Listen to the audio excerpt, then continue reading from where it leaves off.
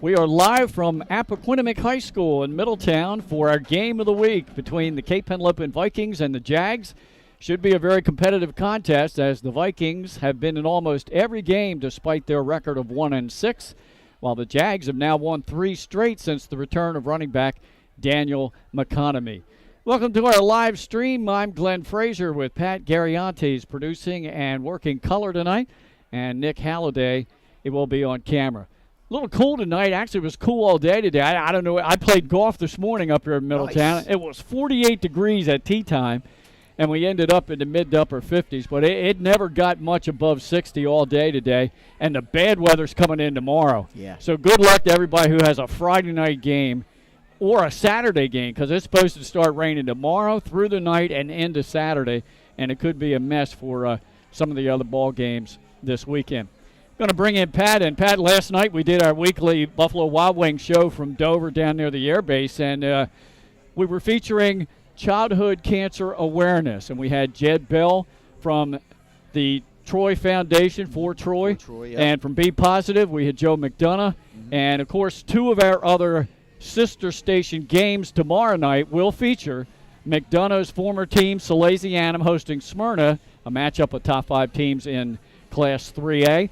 And then Benny Mitchell and the Downstate crew tomorrow night will have Woodbridge, the former team of the late Troy Haynes, as they take on Lake Forest. And we packaged our game in there with them. Originally this was scheduled for Friday night, but due to the shortage of officials, they rescheduled for tonight. We're kind of glad they did because of the weather. And there are only 2 other games tonight. Laurel at Seaford. And last we checked, early in the second quarter, the Laurel Bulldogs had a 7-6 edge. And St. Elizabeth's number 2 ranked team, actually there's 1 and 2. Laurel and St. E's playing tonight in Class 1A, and St. E's leading Charter by a 14-7 score. That was also in the second quarter. So, Pat, we had that show last night. A very worthy cause by Jed Bell and Joe McDonough, and it was a great time. We learned a lot, and we're helping them bring awareness to their worthy causes. Absolutely. Obviously, the Be Positive Foundation, been around for 13, 14, 15 years now. I actually was a freshman at Salesianum the year after Andrew, and that's really when things kind of kicked off. And to see what it's grown into, it's really a pride staple of Newcastle County and now the whole entire state of Delaware. As Joe was sharing with us last night, they're national. I mean, they got all over the place, colleges and whatnot that are a part of it. Of course, also the former Delaware athletes that are now in the professional sports are also, pundits of it too, mainly Troy Reeder, which if you get a chance, go on the Be Positive Foundation's eBay page. Right. You got a signed, autographed, game-worn jersey from Troy Reeder and a signed game ball from, or not a game ball, but a signed ball from Brandon Graham. So some great items for some great causes. And then obviously the For Troy Foundation, we got a chance, and I know you did, to cover Troy Haynes in his late career. And I mean, he was a difference maker football player and just a overall great kid as we came to find out. So 2 great causes, 3 great football games, and I couldn't be more excited to be a part of it, Glenn. Yeah, if you want to help and be a part of it, they both have websites and pages you can go to on social media. And it was a Brandon Graham Eagles logoed football signed by him that we have, and they're auctioning that off. You can go on and make your donations. Again, I don't know how you get a more worthy cause than helping out families of young children who are stricken down with cancer-related diseases. All of us have seen the commercials on TV from St. Jude's Research Hospital, and it just tugs at your heartstrings. Well, Joe McDonough's Be Positive Foundation donates a lot of money, and we're talking probably over $1 million every year to St. Jude's. So, if you want to be a part of it, I certainly want to. I'm going to go on this weekend and donate myself. But so it's For Troy. That's the number 4, Troy. You can also look up Troy Haynes Foundation, and it will bring you to the site. And the other, it's B with a plus sign, but it's Be Positive for the blood type of Andrew McDonough. Yeah. And again, like you said, Glenn, 2 great causes. So with that, this is game 1 of the weekend, and it's shaping up to be a good one. Appo coming in, they're on a little bit of a charge. And Cape trying to right the ship here before the playoffs. Can't wait for this. Yeah, I think it should be a good one tonight. Two underrated quarterbacks, and we talked about it last night. D'Ambrosi from Cape Henlopen, who will also kick and punt. Benny told us last night he just came up short on a 44-yard field goal attempt in that Sussex Central loss. And then, of course, Von Brandt for Appoquinimink High. 6'7", has to be one of the tallest, if not the tallest, quarterback in Delaware high school football. And he has his running back, McConaughey, back there with him as well. Let's take a look at the standings around the state right now as we're getting down to the end of the regular season, folks. Pretty much 1A is set. The top four in the two districts is set. In District 1, St. Elizabeth, St. Andrews, Tatnall, and Charter School of Wilmington. And then in class of 1A, District 2, Laurel, Indian River, Seaford, and Odessa High School. Yeah. Quack, quack. Quack, quack. The Ducks are in this year with that big win over Polytech last week, a game that you were at. Class 2A, DMA, St. Mark's, and Concord lead the District 1. Newark High right now is holding on to that fourth spot. They haven't clinched officially yet.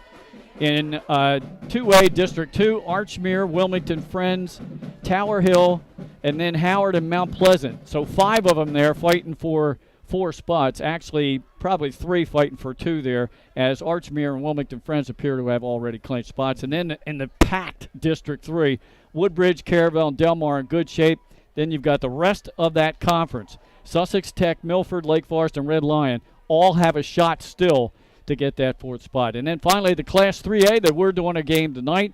Middletown High leading District 1. St. George's has 1 loss. Salesianum 1 loss. Then comes this Appo squad, 2-2 in district play, followed by William Penn and Hodson.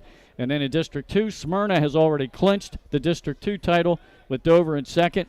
And then comes Sussex Central, Cape Henlopen, and Cesar Rodney. As all 11 of those teams will qualify for the 3A playoffs this season. All right, when we come back on our pregame show, we'll run down the starting lineups, the officiating crew for the ball game tonight. We'll do that after this on Delaware Live, powered by 302 Sports. High school athletics is not what it used to be. The sporting goods industry has been disrupted, adding to coach and athletic director daily challenges. BSN Sports stands ready to change the fundamentals of our industry, giving our customers the advantages they need right now.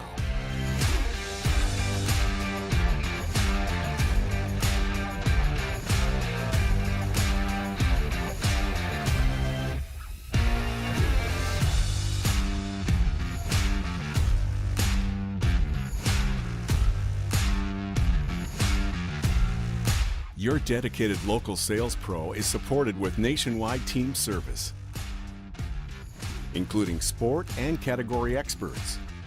Get the look of D1 colleges and pro teams with our program that streamlines ordering your staff apparel, player gear, and fanwear. Stretch your budget with our fundraising solution. Free and ready in minutes. Our campus branding products are perfect for boosting school and team pride. BSN Sports has the advantages you need right now.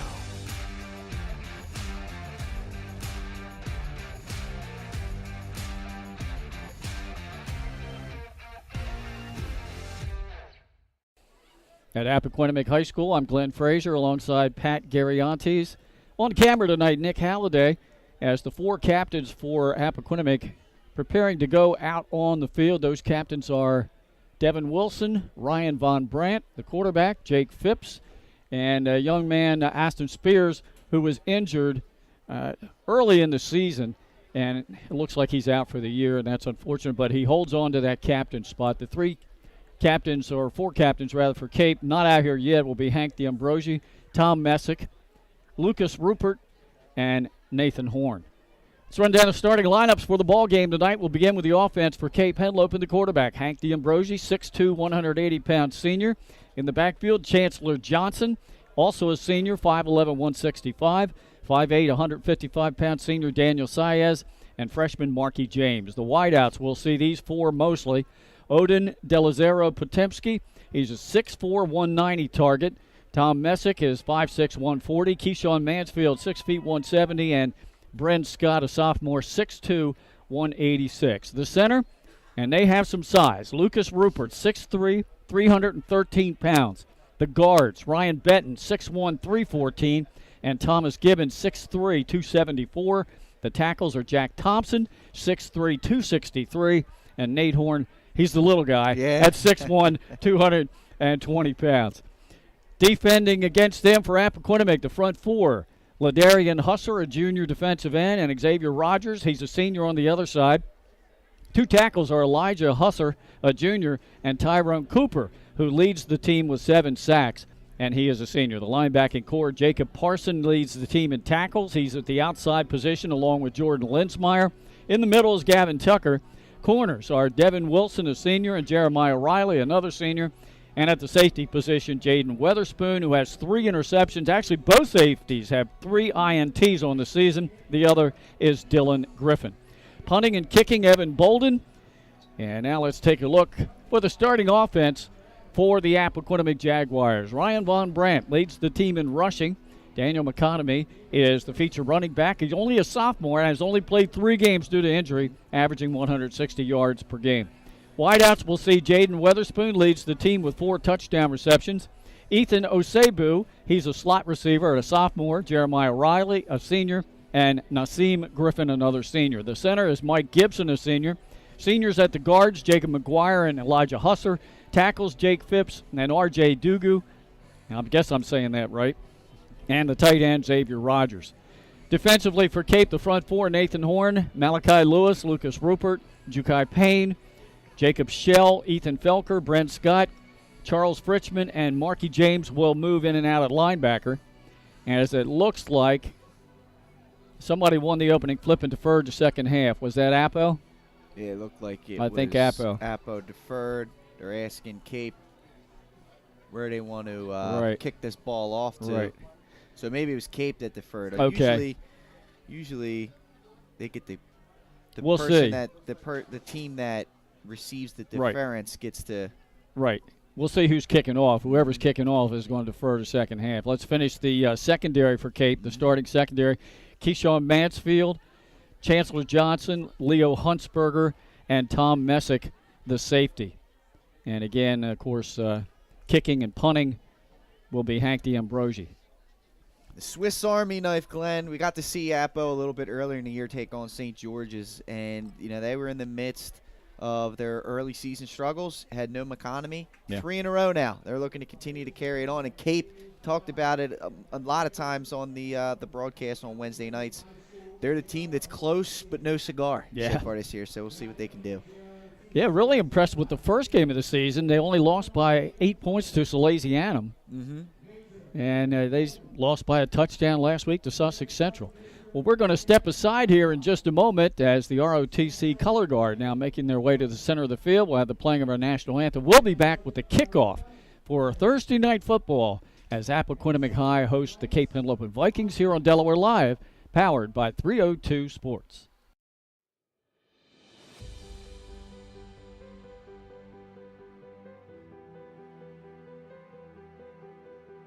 How you doing? My name's Mike Cassidy. I'm the founder and president of Cassidy Painting. I started back in 1984, incorporated in 1986. I never had the word no in my vocabulary.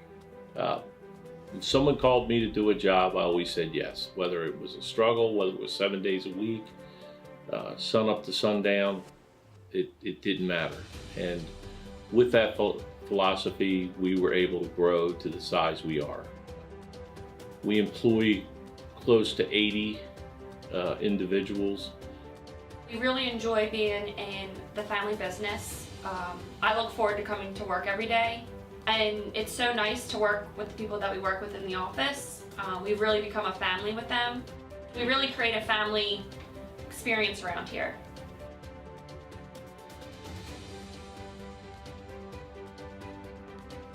And Cassidy Painting is a very diversified company. We don't say no to anything. We deal with everything from epoxy floors to painting buildings to spray foam insulation, spray fireproofing. If it deals with a coating, we can handle it. So when our customers call and they're under the gun and they know the need to get a job done, they know who to call because we perform. We've always been performed. We've never been replaced out of 37 years of business. For any of your painting needs, we can handle it.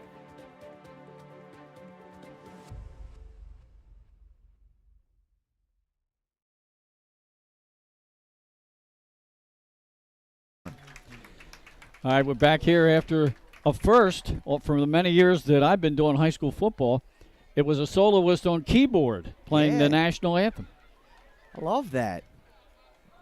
One of the football team managers for Appo getting the job done there.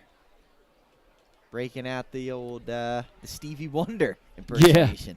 Yeah. I think you're right. I think Appoquinimink does use a female kicker. But they're going to receive the opening kickoff as Cape won the opening flip of the coin and has deferred to the second half. So that's Hank D'Ambrosi to kick off. Back deep for the Jags.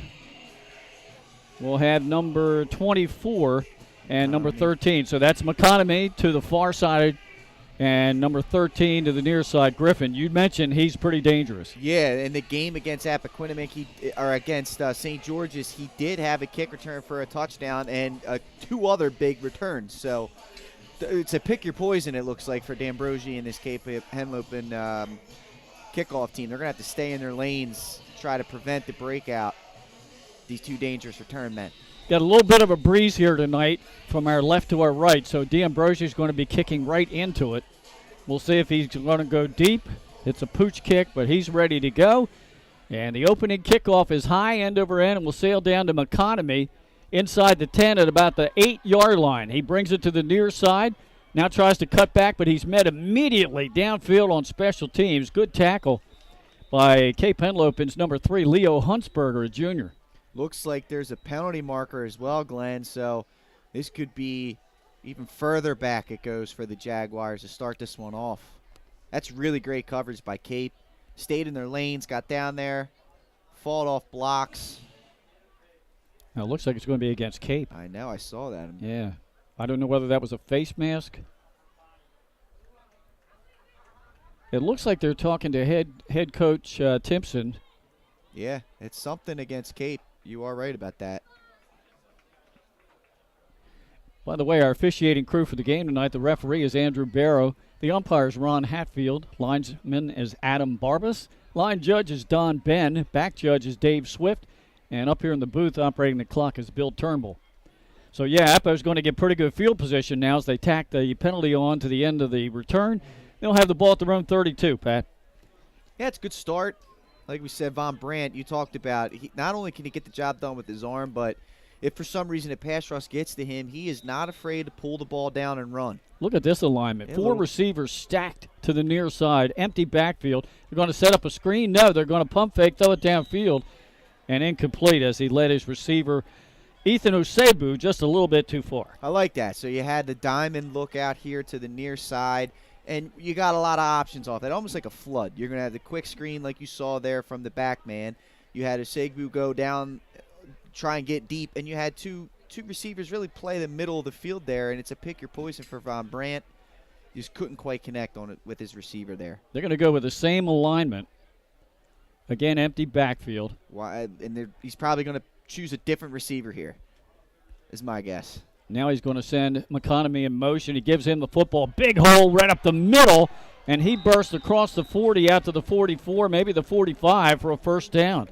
Runs the ball hard, Glenn. This is the first time we're getting a chance to see him this year. You talked about it, 160 yards per game since he's come back in the mix. They spread the field out. They bring him in motion. He gets a running start for an up-the-middle run. That's a good play design. Almost reminded me of the old UFL.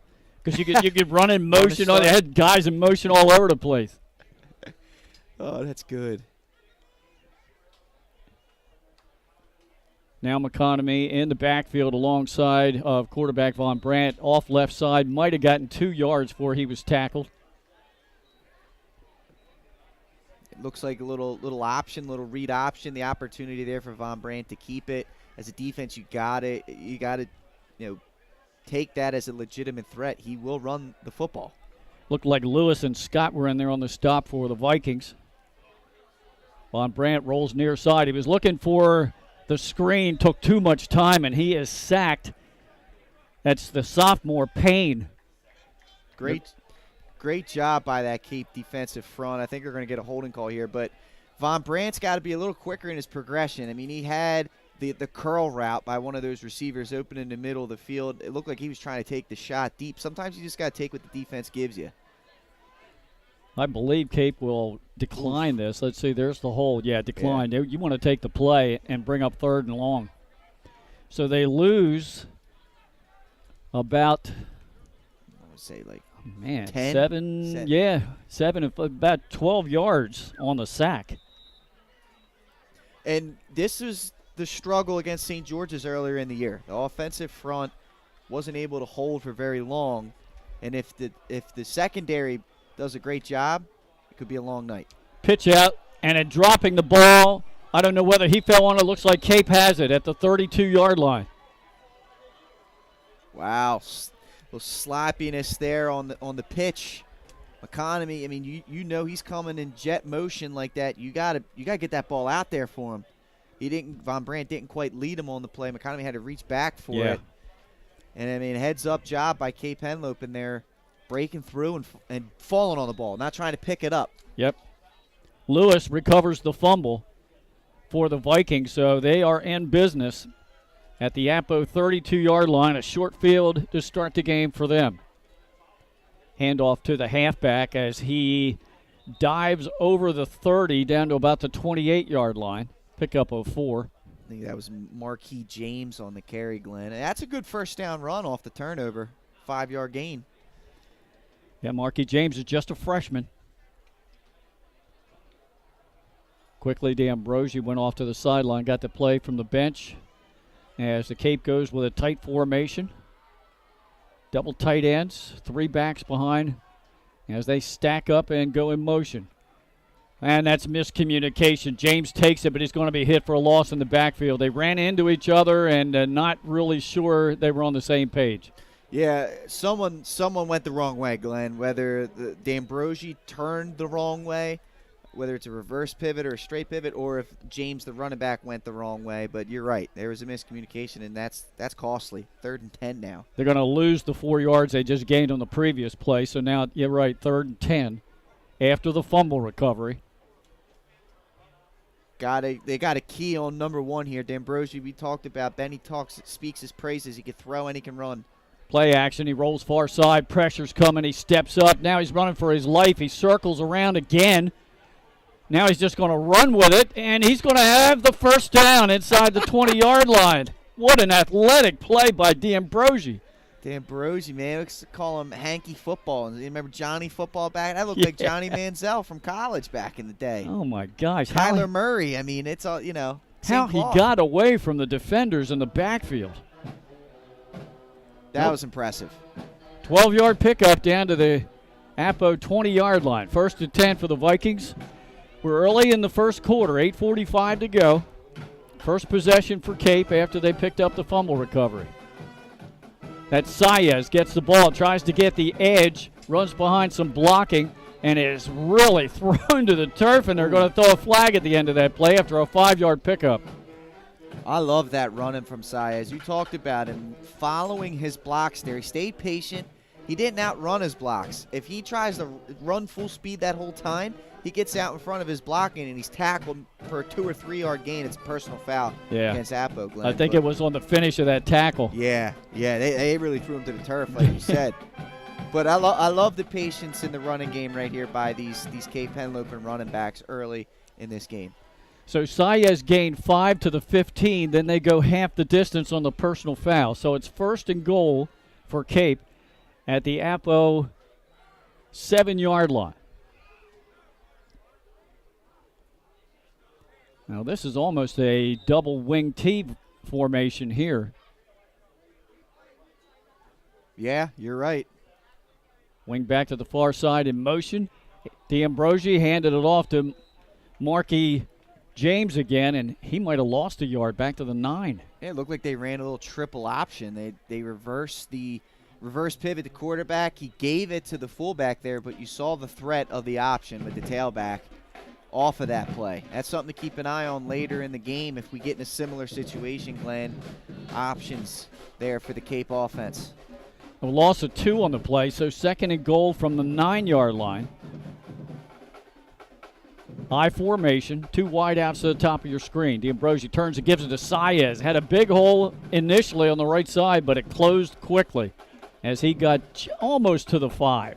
That was a wing tee play. That was the old, if I'm not mistaken, and I'm sorry, Coach Hempel, if I say this play wrong, I believe that was the old 136 counter crisscross right there. And that play always worked. Always worked. You always get a big hole right there. That's a good job by the second level of the Appo defense, though, to shut that down. Big play coming up here for both teams because D'Ambrosi does have a good leg for a field goal, just in case Cape cannot convert and get the 6. Motion back, pitch out to number 2. Puts his head down. God. What a stop. Well, one-on-one tackle by Jordan Linsmeyer, the senior. Linsmeyer comes up and fills the gap. He is a hard hitter, Glenn. I remember this in the St. George's games. He came up and had a couple pops, but the play was made there by that defensive end, number 55. I believe that was Ladarian Husser. He came up and he stopped the progression on that pitch, and that allowed Jordan Linsmeyer to fill the gap and come up with a big hit. Looks like they're going to place this ball at the 16. This will be a 26-yard attempt. There's the snap. Placement's down. The kick is blocked. That's a live ball. It's blocked. And Appo's going to pick it up on the bounce and going all the way with it. Wow. For a touchdown. That's number 13 for Appo, Nassim Griffin. I don't know who got the block, but Nassim got the touchdown.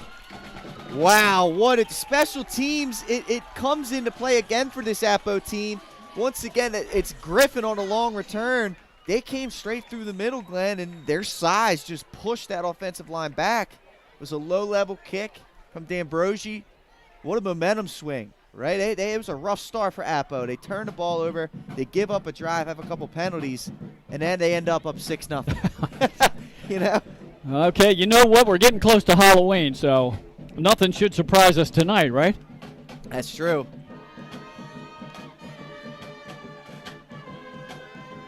Looks like number 17 in, Evan Bolden, to attempt the PAT. The holder is Jaden Weatherspoon.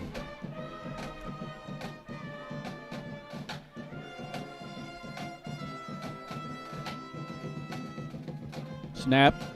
Kick on the way, has the distance, splits the uprights. Timeout on the field, and we have an eerie Halloween-esque start to this football game. 6:15 to go, opening quarter. It's Appoquinimink 7, Cape Henlopen nothing. Back after this on Delaware Live, powered by 302 Sports. Your home, your community. It's not just where you live, it's where you belong. At Dover Federal Credit Union, we understand what it means to be local. We started here, and we're not going anywhere. We're as local as it gets, and we like it that way. We're not just a financial institution. We are the local credit union that you can trust. Local people, local decisions. Dover Federal Credit Union. 2 turnovers here in this first quarter. Cape Henlopen forces Appo at their 32-yard line on a missed pitch between quarterback and running back, and they recover a fumble. They were in business, 1st and goal at the 9, but they really couldn't get much of a positive yardage out of that series. They got as close as the 5-yard line, so they end up trying a 26-yard field goal attempt. It was low and blocked, and then returned all the way about 80 yards for a touchdown by Griffin. It's some, you know, there's 3 facets to the game, Glenn, and a lot of times special teams just take it for granted. That's a big play right there. I mean, Cape has dominated the first 6 minutes of this game, yet trails 7-0. Here's the kickoff from Bolden. Low kick down the middle of the field, taking on a hop down the 15-yard line. Right up the middle of the field, and then tackled shy of the 34-yard line. And on the return for the Vikings was Messick. Nice job by Messick. You got north and south. Get the field position. Set your team up with good offensive. Now, Cape's offense has to – now, it's frustrating. You got down first and goal, you didn't score. But you were able to move the ball from about the midfield point down there. You should still be hot. You should still have the confidence. You got to come up with an answer right here. They had 7 running plays in that last drive. 3 went for negative yardage. 2 wideouts split to the top of your screen. Under center is D'Ambrosi, hands off to Saez. Started outside, then cuts it back, and he only gets about a yard. They're committing to the run, though, Glenn. And, while they may not be getting the big-time runs right now, that Appo defense was already out there for a possession. So we'll see later on in the game, if they're out here for an extended amount of time, those runs that may only be going for 1 or 2 yards may start turning into 5 or 6 yard bursts. Second down, it's really no gain. Second down at 10. 2 wideouts again to the top of your screen and 2 to the bottom. Lone running back behind D'Ambrosi, who is back to pass, looks far side, throws for a little screen. Pass is completed, spin move, and getting the first down up to the 45-yard line. Jacob Shell. Yep. And I'll tell you, Glenn, that was tremendous footwork by D'Ambrosi. I'm impressed with his footwork in the pocket. Pump fakes to the left, comes back to the right, and puts it right on the mark for the middle screen. Nice play. Shell just a sophomore. There's a handoff right up the middle. Good yardage as diving inside midfield into Appo territory and about 2 yards shy of the first down. And that's the young freshman, James, again. And you see here, no huddle, tempo for Cape. Again, that Appo defense was already out here for 5 minutes the drive before. Try and take advantage of it. Appo showing blitz. It's James again. He bursts into the secondary. He's inside the 25, the 20, caught from behind and thrown down just outside the 10. And he may have lost his win, but what a run. Again, they're putting the pressure on Appo right now with this no huddle offense. Back-to-back runs up the middle, and I'm impressed with the freshman. He runs the ball hard. Quick trap play that time. He got a good block at the point of contact, and he got into the secondary very quickly. Again, no huddle coming here, Glenn. Yep, just outside the 10, so 1st and 10 from the 11. And then we've got a whistle before the play gets underway. I don't think the officials were ready. They didn't have the chain gang set. Yeah. It looks like they're going to call. Wow, they call a false start, Glenn. Wow. I was thinking the same thing you were. I was shocked they let the play go on. Yeah, that's what it looked like to me. So we've got Messick quite a bit now in the backfield. The pitch was to him. Here they go again. Cape getting down close. Yeah. And a penalty right off the jump. 4:23 to go in this opening quarter. Appo on top, 7-0. 1st and 15 now for the Vikings. Fakes the pitch out. Hands off to Chancellor Johnson, and he may have got 1 yard to the 15. That's it. Great work by those Appo linebackers. I believe that was led by number 15, Gavin Tucker. They stayed at home. I mean, they faked that pitch, and they stayed at home. They watched their keys, and they were there for the counter back the other way. It's good discipline. Second down about 13. 2 wideouts to the near side.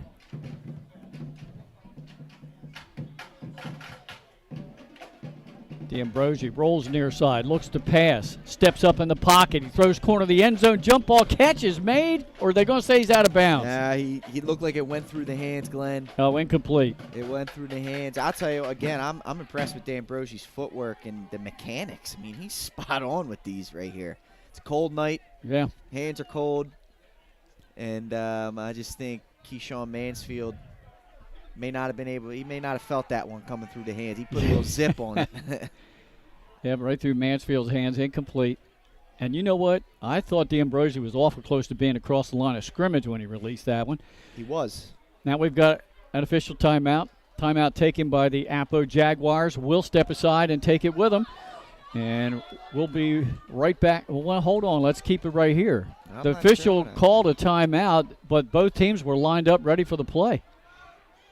And now the Cape Henlopen Vikings coaching staff out on the field. So somebody called a timeout. We'll sort it out when we come back after this. Timeout on the field. It's Cape that took the timeout. 3:34 to go opening quarter. 7-0 in favor of Appo and Delaware Live, powered by 302 Sports. Hi, it's Scott and Lauren from Soto Concepts. And today we're at Catch 54 in Fenwick Island, Delaware. Catch 54 is committed to serving beautiful, simple coastal cuisine overlooking the bay. House favorites include signature crab cakes, shrimp and grits, our famous 54 burger, all accompanied by a wine spectator wine list and a great selection of craft ales and cocktails. Catch 54 offers delicious nightly specials, award-winning waterfront dining views, and the best happy hour in town. Catch 54 in Fenwick Island, Delaware, open 7 days a week. See you soon. Glenn Fraser alongside Pat Gariantes. Upstairs on top of the press box, running the camera for us tonight, Nick Halliday. First time out of the half taken by Cape Henlopen, as they have a 3rd and long now, 3rd and about 12. They need to get to the 1-yard line for the first down. It's like pistol formation. D'Ambrosi in the backfield. Alongside of him, Saez. Takes the snap. Lost it. Picks it up on a bounce. Now throws it back to near side. And it's picked off by Appoquinimink. And this might be a touchdown. Looking for a block and getting it. And then finally dragged down inside the 10. On the INT is Dylan Griffin, a 9th grader. What a job by Griffin. D'Ambrosi, he plays with reckless abandon, and sometimes it comes back to bite you. On that play, he throws across his body. Benny told us he likes to throw that across his body. That's right. He does it there, and it affects him. It affects him. Appo, 2 huge plays after Cape drives down the field. That's about a 75-yard return. Yeah, Glenn, and looking at the replay, we're gonna catch it about midway through. Okay. But you could see he just comes up and high points that ball, just drives on it. Picked it off at about the 15. And it was close. And takes it all the way down to the 8. Wow. Back to live action, 1st and goal for the Jags. That's a fake. Von Brandt takes it. He's in the end zone. 8-yard touchdown run by Ryan Von Brandt. And now Appo up by 2 scores at 13-0. When things go right, they go right for you.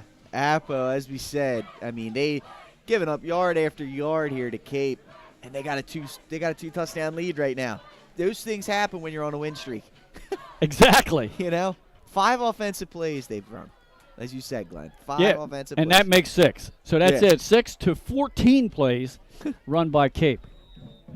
But 2 huge turnovers. The block punt for the touchdown and an interception and a long return.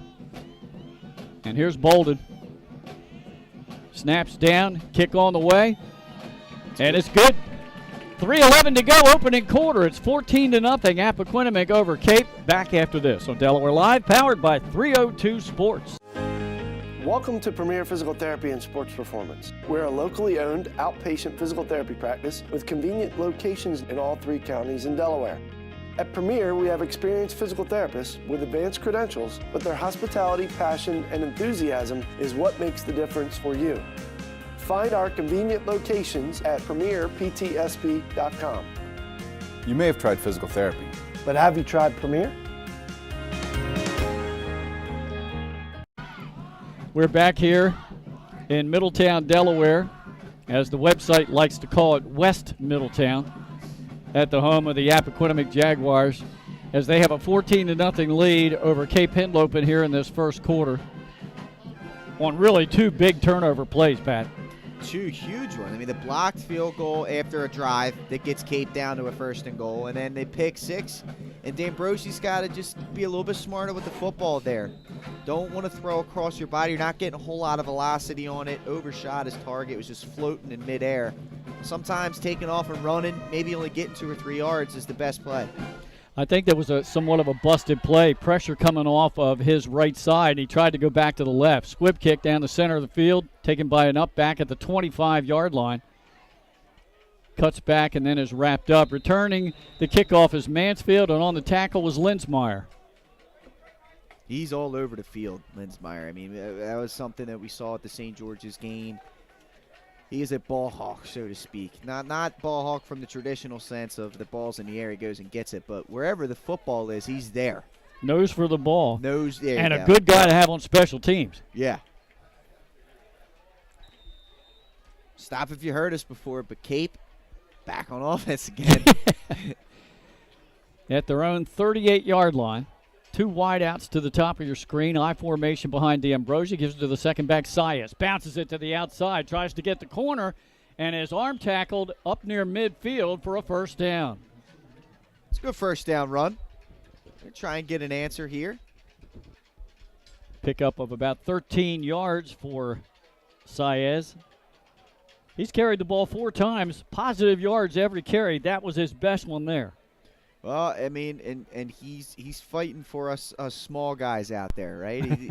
Not a whole lot to him, but he's quick, and he's got a really quick first step, and he's a smart runner. Now we've got a double wing formation.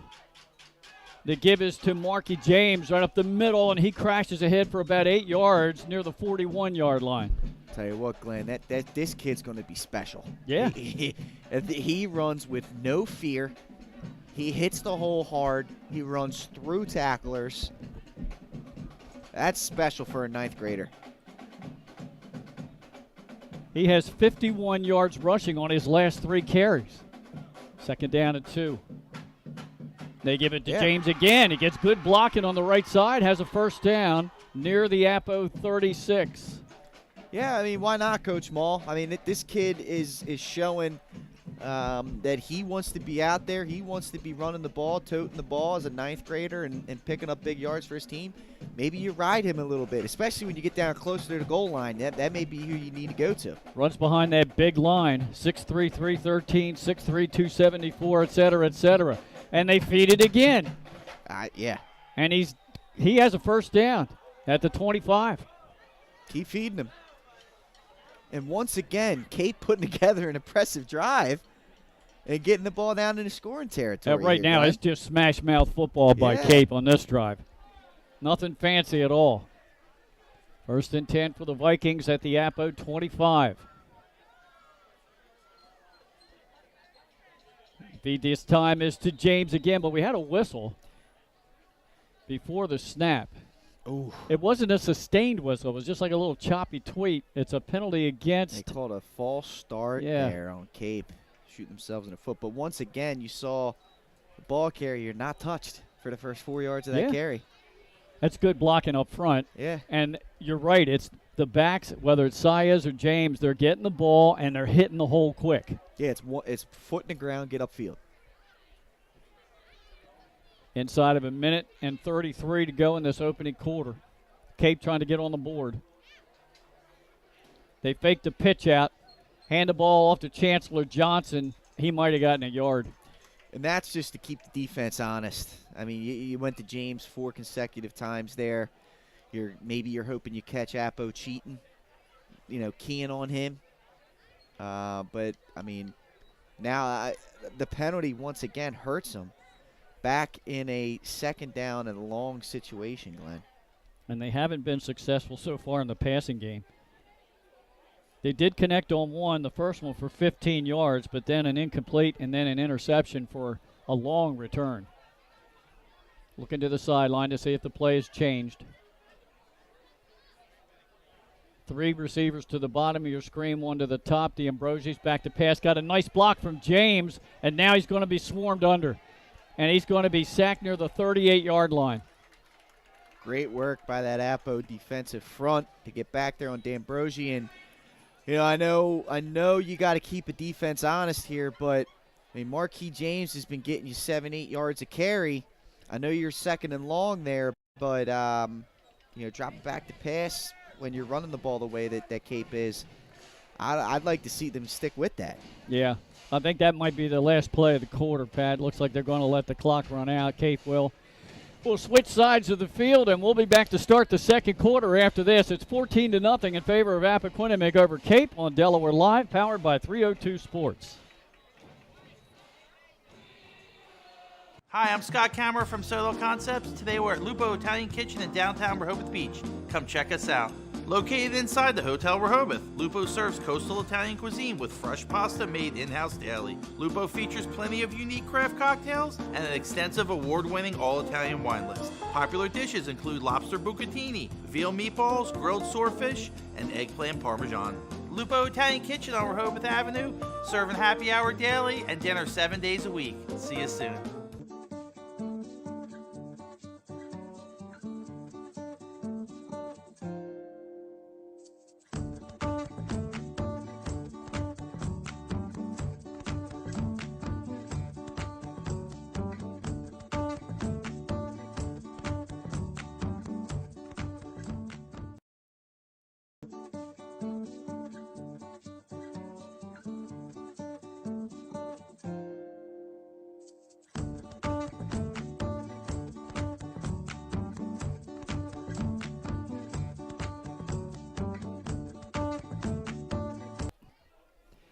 As soon as we get the chain gang set, we'll start the second quarter of action here at Appo High.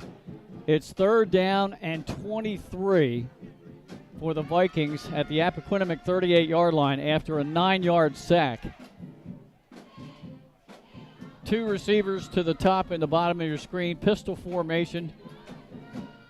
James alongside D'Ambrosio, who takes the snap, goes back to pass. He has time, he's pump fake, and now he's going to run with it.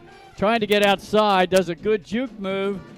Oh, he's bounced out of bounds, and I thought I saw a flag go flying. Yeah, you're going to get a hit on a defenseless player right there on that crackback block. It was not necessary, but this is going to go against Cape, and I hope that Appo player is okay, because that was a big hit.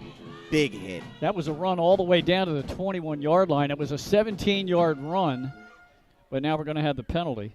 And again, it's Cape shooting themselves in the foot. I mean, D'Ambrosio just made something out of nothing there, and you're going to be back further than where you were because of the penalty. It was an unnecessary blindside block there. Now, some of the football see, because this is true about baseball as well, but you football traditionalists that love the game and the hard-nosedness of it back in the day, that wasn't a penalty, 20 years ago. Right. But now, man, you got to start taking care of some folks. I'll tell you what, Gavin Tucker's coming to the sidelines right now. He's going to want to gather himself, dust the cobwebs off. I'm glad to see he's okay. Got a score for you. Laurel leads Seaford now 20-6. That's late in the first half. Pulling away. One of 3 games tonight on Thursday night. There's the penalty yard. It stepped all the way back to the 44-yard line. So now it's 3rd down and Western Middletown for Cape. I think they have to get to Galena, Maryland now for the first down. By the way, that was an 86-yard INT return. Wow. That set up that last Appoquinimink touchdown. And now it looks like a timeout for Appo. And, Glenn, to talk a little bit about that Laurel score, I mean, I got to be honest with you, the Blue Jays, that's a kind of a statement for them. I mean, it's been really top-heavy down there in that division, 20-6. I know that they scored first, the Blue Jays did, and it's been 20-0 Laurel since. But they're a possession or two, a score or two away from that being a game. That's pretty impressive for them. St. Elizabeth's now leading Charter 28-7. That also late in the second quarter. Those are the other 2 games tonight. But you have number 1 and number 2 both playing on the road in 1A, and 2 teams that many of us feel we're probably going to see in the state championship game in 1A. Just doesn't seem like anybody else can stick with those 2. Yeah, I mean, St. E's had a close call against Indian River. Yeah, and I think Laurel plays Indian River coming up. Right. So we'll get an idea there. Yeah, that could be the 3rd team in the mix. Don't let me dismiss everybody. But I will say St. E's also was turnover prone against Indian River. Man in motion to the near side is Messick. Now he sets. D'Ambrosio will roll near side, tries to set up a middle screen. It's completed at the 40, 35, 30, fumbling the football right at the end of the play, and Appoquinimink is going to come up with it. That was James on the reception. Yep. But the fumble, 3rd turnover for the Vikings, and Appo gets the ball shy of its own 25. Oh, man, this is tough to watch, I'm sure, if you're a Cape fan. That's a great play call by Coach Mull and his staff. The screen play on 3rd and a mile. Try and get down in the field goal range or get down to where maybe you can go for it on 4th down. And you get it to so far tonight, your best player in James. Right. Great run after the catch, and he coughs it up. Jeez, it's definitely rough. Appo just taking advantage of these opportunities right now. Well, let's see what Appo can do.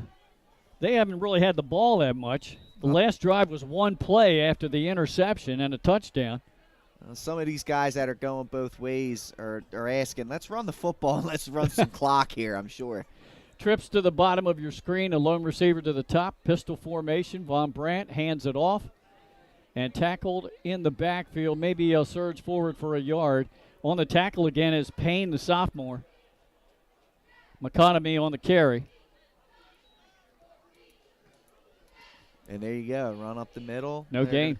Taking their time, getting back to the line of scrimmage. Yeah, that defense has been out on the field quite a bit in this one. 2nd down and 10. McConaughey averaging 160 yards per game the last 3 ball games since he's been back. Von Brandt back to pass. Loads up near sideline. Completes the pass up at the 30. Dancing down the sideline. Did he not go out of bounds? If he didn't, he might go all the way. Caught from behind inside the 5 and out of bounds. On the reception is Osebu, the sophomore. Tremendous job here, Von Brandt. Took what the defense gave him there. We talked about, earlier in the game, he's trying to force some things. And right here, as we'll pull the replay up, it's just a simple flood concept. They leave the flat open. He gets it to him. That's a key block there by, I believe that was number 13. That would be Griffin. And then, he was sprung for the long run. And who caught him? Oh, let's see. Let's see who caught him there at the end for Kate. I'll get that for you, Glenn. Touchdown save and tackle on a 69-yard pass play. Von Brandt takes a snap, takes it himself. Stood up. He couldn't get to the 5-yard line, and a wave of defenders for Cape throws him back. Looked like the first one in there on the stop was Fritchman, the junior linebacker. It was Thomas Messick on the touchdown saving tackle there. Or stop. Force out of bounds. So Von Brandt will pick up about a yard. 2nd down and goal from the 7. This time he gives it to McConaughey, and he's in there for the touchdown. He was grabbed and spun around, but he got a good hole on the right side, and a 7-yard touchdown run by Daniel McConaughey. There he is. There goes that man again. And Appo again taking advantage of another turnover by Cape. Another big play, this time with the offense to Osigbu. And this Appo team is rolling. Like I said, when things are going well, they're going well. Yeah. Appo peaking at the right time. They have 2 pretty tough games to finish the regular season coming up. They travel to Smyrna next week and finish at home here against Salesianum. But they're trying to win their 4th straight game and improve to 5-3 tonight. Bolden in to try to make it a 21-0 lead as the marching band gets into it here in the bleachers. Snap, placement's down, kick on the way. Oh! And it's no good. He missed one. He doinked it, Glenn. Off the crossbar. Timeout on the field, Pat. 10:08 to go until half. It's now 20-0 in favor of Appoquinimink, and we'll be back after this on Delaware Live, powered by 302 Sports. Get the assurance that your HVAC system is what you need with Ambience. Ambience provides you with over 25 years of experience in the heating, cooling, and plumbing industry. The team at Ambience Heating and Air Conditioning provides high-quality residential HVAC installations, maintenance, and repairs in new and older homes in the Delaware, Maryland, Pennsylvania tri-state area. You may not realize it, but half of your energy costs go to heating and cooling. Make sure your energy dollars count and call us today for a free estimate. 302-239-HVAC. 302-239-4822. It's been a big play night so far for the home team. They had an 80-yard return on a blocked field goal for a touchdown to get them going. They had an 86-yard interception return to set up a Von Brandt 8-yard touchdown run. And they just had a 69-yard pass play from Von Brandt to Osebu, which set up the touchdown for McConaughey. Big play night for Appo. Yeah, and you take these, right? I mean, this is you're now got a 3-score cushion, and you're feeling pretty good right now if you're Appo. However, you gotta be careful here. If Cape starts to figure out their turnover issues, starts to figure out how to not get key penalties down here in scoring possession. They've been able to drive the football. So there still may be a game left. Look at this, Glenn. Look at Onside this. attempt. Oh, it Appo worked. got it. Coming up with the football was Devin Wilson. Wow. That's strictly scouting. That's strictly scouting. Bolden Appo, popped it up in the air to the far side. It looked like Bolden caught it on the fly, Pat. that may be the best onside kick I've ever seen at this level. Great play call. You can't pop a ball up any better than that, man. That's tremendous by Bolden. Guy gets it done on the mound in baseball. Tremendous onside kick specialist. Cape, man, you guys, you can't turn your head and run until that ball goes by you. That's the rule up front. That's a great play calling by Appoquinimink. Up 20-0. You never would have expected an onside kick, and apparently Cape did not. It's very Smyrna, a 2015 Mike Judy type flair. Tight formation pitch out. They're running a sweep with McConomy. He gets into the secondary inside the 30 and down out near the 25-yard line. On the tackle for Cape Henlopen was Chancellor Johnson. Well, right now, Appo is starting to click. You can see these guys start to – the confidence is speed. This looks like it really does look like a different team than what we saw 3 weeks ago, honestly. The swagger is out there right now.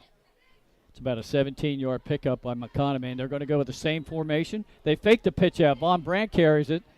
He got a couple of yards inside the 25-yard line.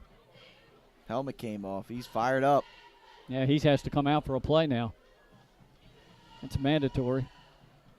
After he picks up 2 yards. I think he's asking. I think he's saying, how could my helmet come off unless it was a face mask? How did you guys not see that?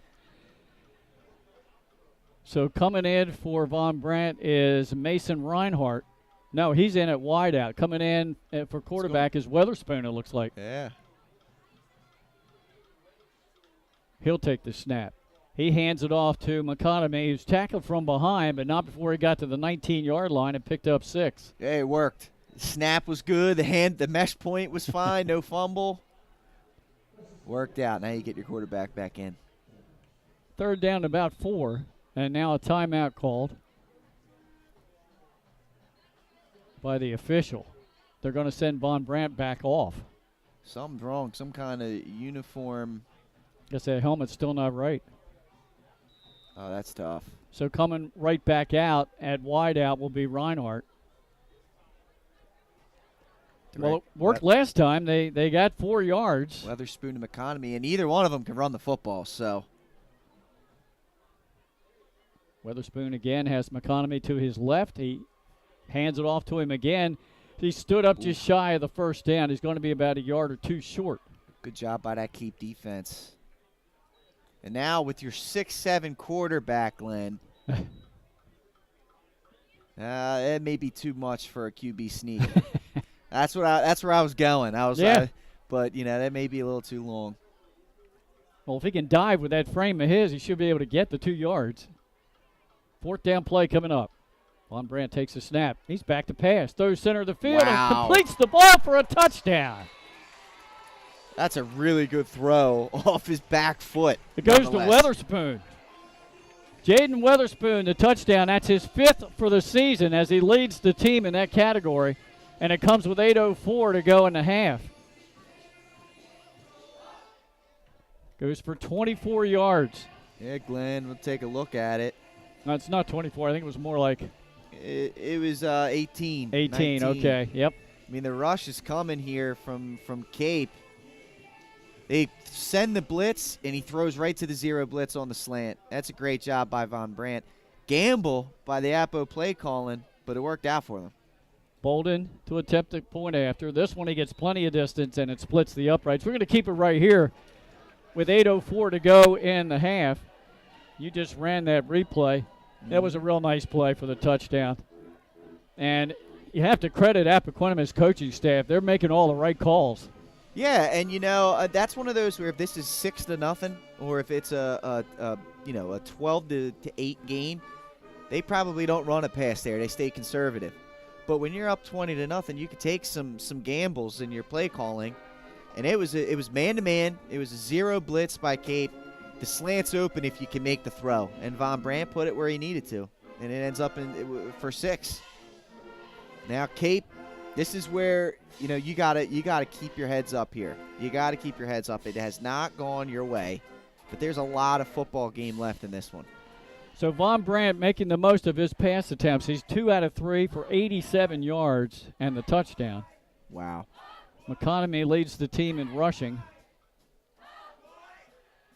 with 42 yards. But James is the leading rusher in the ball game for Cape. He's been impressive. Here's the kickoff. Little squib kick, center of the field. One of the upbacks touched it at the 30, up to the 40-yard line. They're trying to push the pile up close to the 45. Vikings will have good field position, and they've been rather successful running the football. They've just had too many turnovers. Yeah, and, now it gets to a point where, as we said, there's a lot of time left, 7:56 to go in the second quarter. You don't want to maybe get away too much from your play sheet here. They've run the ball successfully. However, you're now down 4 scores. So, some quick throws for D'Ambrosi if you need to throw it. These deep dropbacks, these deep play action plays, I don't know if they'll work. Look at this. They try to catch Appo off guard, and they do, Glenn. They weren't lined up. Yeah, good run for a first down into Appo territory just shy of the Jags' 40-yard line. Nice run that time. Was that James again? Yeah, it was. Yeah. And Appo was not lined up. They're walking off onto the field, and D'Ambrosi's got his team ready to go. They're ready to go again after about a 17-yard pickup. He's back to pass. He wants to throw the home run ball. Now he's going to run with it, and he gets about 5 yards on first down. Yeah, but he had on the wheel route Chancellor Johnson over here on this far sideline. It would have took a really strong throw, but he had him. He does have the win with his back in this second quarter. I like, though, that by the time he decided he was ready to make the throw, the receiver was too far away. Don't force the throw. Yeah. Pick up the 5 yards. I do like that decision. Second down play. Give it to the first back, James. He did a little cut move, and that will get him 2 yards to about the 35 of the Jags.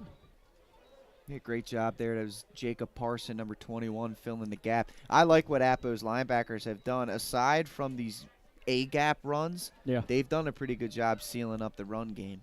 It's really been these quick hitters that have hurt them. Third down and 5 for the Vikings, just inside the Appo 36-yard line. 2 wideouts to the top of your screen. The man in motion, they're trying to run the sweep. He's got to cut it back right there to wrap him up for no gain, maybe a loss. And that, again, is Linsmeyer on the tackle. He's all over the place, Glenn. He plays, with his ears pinned back. And once again, coming up with a big-time play. He's a special talent there on the defensive side of the ball. I really do like his game. Messick on the sweep. He lost 2 yards thanks to Linsmeyer's tackle. Now it's 4th down and 7 for Cape. Trailing already 27-0 with under 6 minutes to go in the half. Yeah, this is a tough one here. Now you got to put the ball in D'Ambrosi's hands. Let him make a play. Shell split to the top of your screen. 2 slot receivers inside of him. D'Ambrosi back to pass. Pump fake. Now he throws it. Has his man. Looks like he got enough for a first down at about the 27-yard line. And that was the aforementioned Shell, the sophomore. Yeah. His second reception of the game. Great job by D'Ambrosi. Patience in the pocket. Waited for the open spot in the zone to open up. Made a great throw for a first down. And good route running by Shell as he just got past the sticks. Glenn, you see it too often where receivers, they don't tend to keep that in mind. You're right about that. Pistol formation. Saez alongside D'Ambrosi. Takes the snap. I thought somebody moved too quick, but a little bit of room at first for Saez, but that closed up quickly. And the 2 guys in there on the stop, Cooper and Parson, the outside linebacker who leads the team in tackles. So only a yard pickup there for Saez. Yeah, I think maybe Appo figured some things out in this run game. They've looked much better on this drive against it.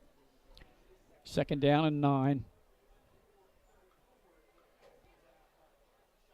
They fake it, pump fake on the screen, and then he tried to hit his receiver on a slant pattern who wanted a flag, but none thrown. The intended receiver for Cape Henlopen was Owen Smith. There was a lot of contact there.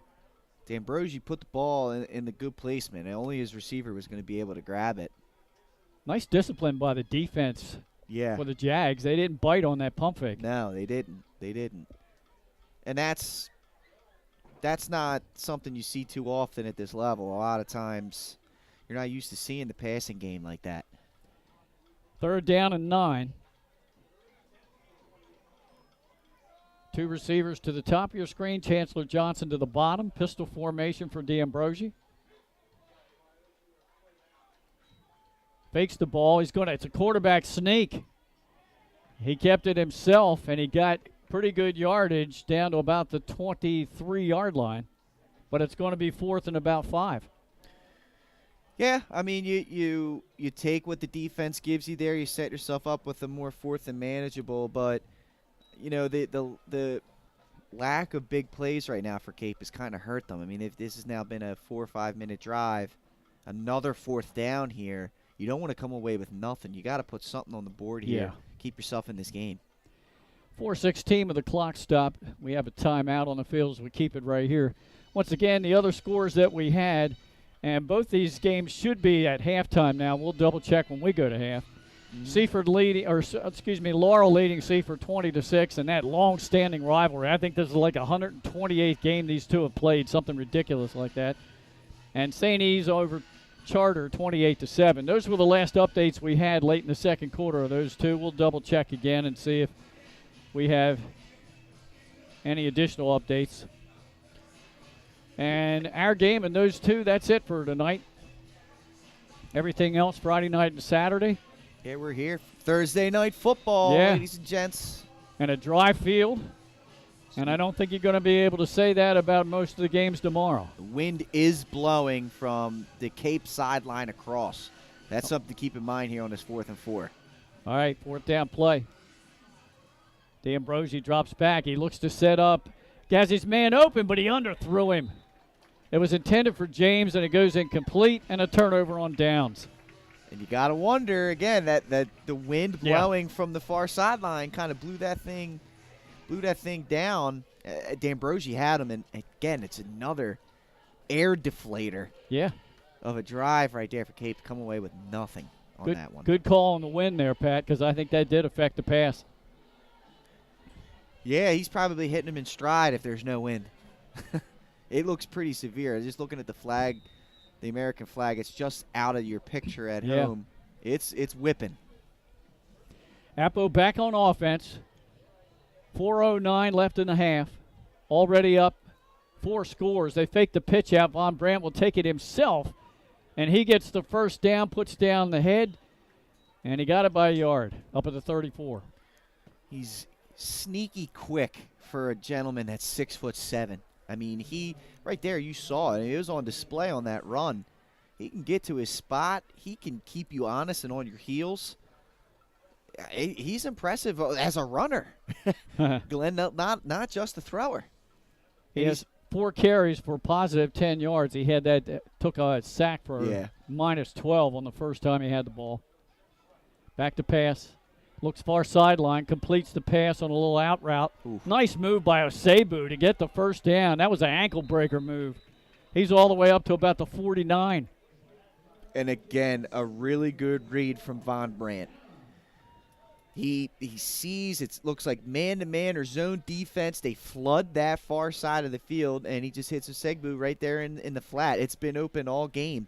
And I think whoever's told him or if he's made the adjustment himself, the last 2 or 3 throws that have gone for big plays have been because of that adjustment. That one good for 15 yards in the first down, just shy of midfield. Von Brandt looking near side. Throws the center of the field. Smart. Completion made. That's Osebu again. Into Cape territory, a pickup of about 3 or 4. Yeah, that's as good as a first down run. not a whole lot of teams are going to be able to stick to their principles in the zone defense. You can find openings if you can protect. That's the key to it. Under 3 minutes to go in the half.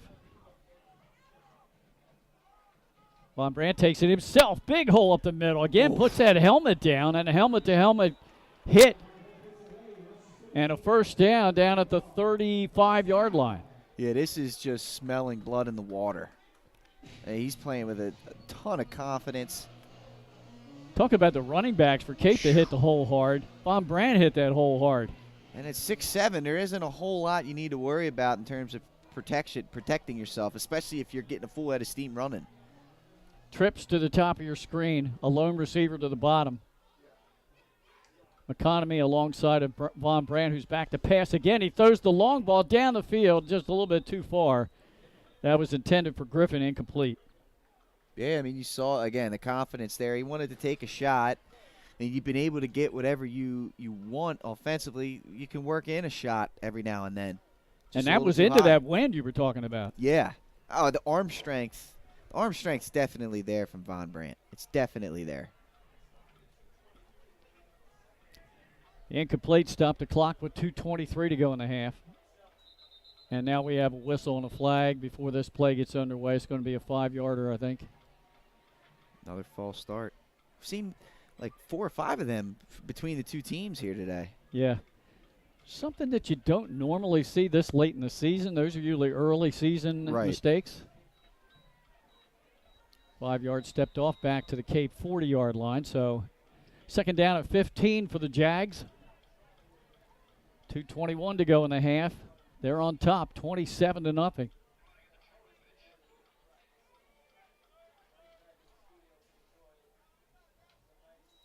D'Ambrosi back to pass again, throws far sideline, in and out of the hands of his receiver, incomplete. Yeah, I like Von Brandt. He stayed in the pocket. He knew he was going to get hit, but delivered a ball on time and on target. Just, again, it's cold out there, Glenn. Sometimes, well, not sometimes, all the time, the first thing that goes in terms of feeling are your extremities, right? So those fingers. That was a fingertip opportunity for Reinhardt, and he couldn't pull it in. Yeah, you got to warm them hands up. A little bit of stick 'em? A little stick 'em. You can't get caught with that, I don't think. Third down at 15 for Appoquinimink. They're at the Cape 40-yard line. Trips again to the top of your screen. A lone receiver to the bottom. Von Brandt back to pass, rolls far side, pressure's coming. He unloads a bomb down the sidelines and just led that receiver too far and incomplete. And he was being chased by Nathan Horn. Yeah, he showed the arm strength off there, didn't he, on the run? Threw that ball 50, flicked it about 60 yards in the air. You know, that's a situation there. They put the ball in their quarterback's hands to try and make a play on that drive. But they were running the ball down Cape's throat. Cape's got to be happy in the sense that they kind of got bailed out right there. Cape, and now they got a situation here, Glenn, before I let you get back to it. Yeah. They get the ball coming out of half. So right. they can put a score and then come back and score to open the you know, you get 2 possessions, 2 chances to score here, down 4 touchdowns without Appo ever having to touch the ball. Bolden to punt. Pressure's coming. He was hit. He got the ball off. I don't know how. It's going to bounce all the way down to the goal line. I think it went into the end zone. Yeah, it did. So Cape will fortunately get the ball at their own 20 with exactly 2 minutes to go in the half. We'll see what kind of 2-minute drill the Vikings have.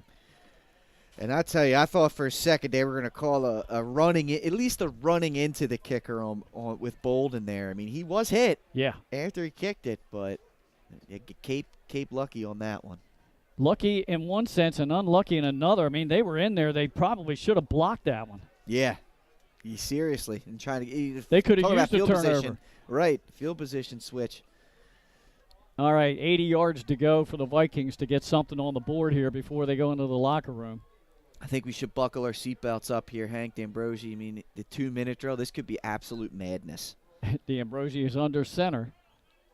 Takes the snap, fakes the screen to the near side, goes far side. Penalty flag is down. Completion made for about a 5-yard pickup, but we'll have to check the flag. The pass completed to Mansfield. Not sure what this could be. Maybe a hold. I mean, that was under 5 yards, so I don't think they're going to call the offensive pass interference, Right. but we'll see. Our referee, Andrew Barrow, getting together with his officiating crew. Talk this one over. I mean, it was a screen pass, so Right. I mean, it's one thing if you wanted to call like the rub route you see all the time in the NFL down by the goal line where they call offensive. The Eagles have been called on pass interference for it Right. numerous times, but that was a true screen. So Head coach J.D. Mall came out and talked to the officials. So it's a hold against the defense. okay, hey, they must have held. The corner was probably holding him because he was getting picked. He was probably holding the player who caught the ball. So they tacked it on to the end of the reception. It was a 5-yard reception to Mansfield. So the completion, 10 yards, and Cape out to the 35-yard line. They fake the pitch out to Messick. Throw it out here, and it's complete. That is Chancellor Johnson. Whoa! He broke a tackle. He's inside the 10. He's going to score. How's that for a 2-minute drill? What Jets? What Jets right there? And that was not only a great run after the catch, that was the true play. But D'Ambrosi read the defense. 2 guys run with the deep route, and he throws the dig route towards the sideline. That's just a great read. And then you said it. I mean, what a job by Johnson after the catch. I didn't think he had that speed in him. He broke away from everyone. Yeah, he's got some speed. He proved that earlier in the season in some other games, but that time he was strong enough that he broke a few tackles. So it only took them 20 seconds. It didn't take 2 minutes. It took 20 seconds. The kick easily has the distance, and it's good.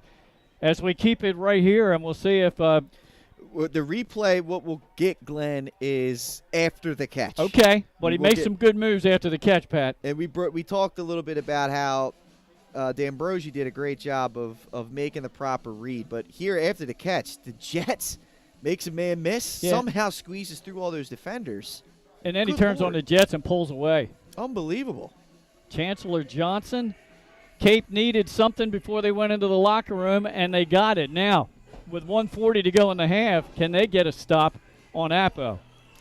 27-7 is the score. Yeah, Glenn, you're right. I mean, that'll be key. The other thing I wonder is if they match Appo's trickeration here and go onside kick.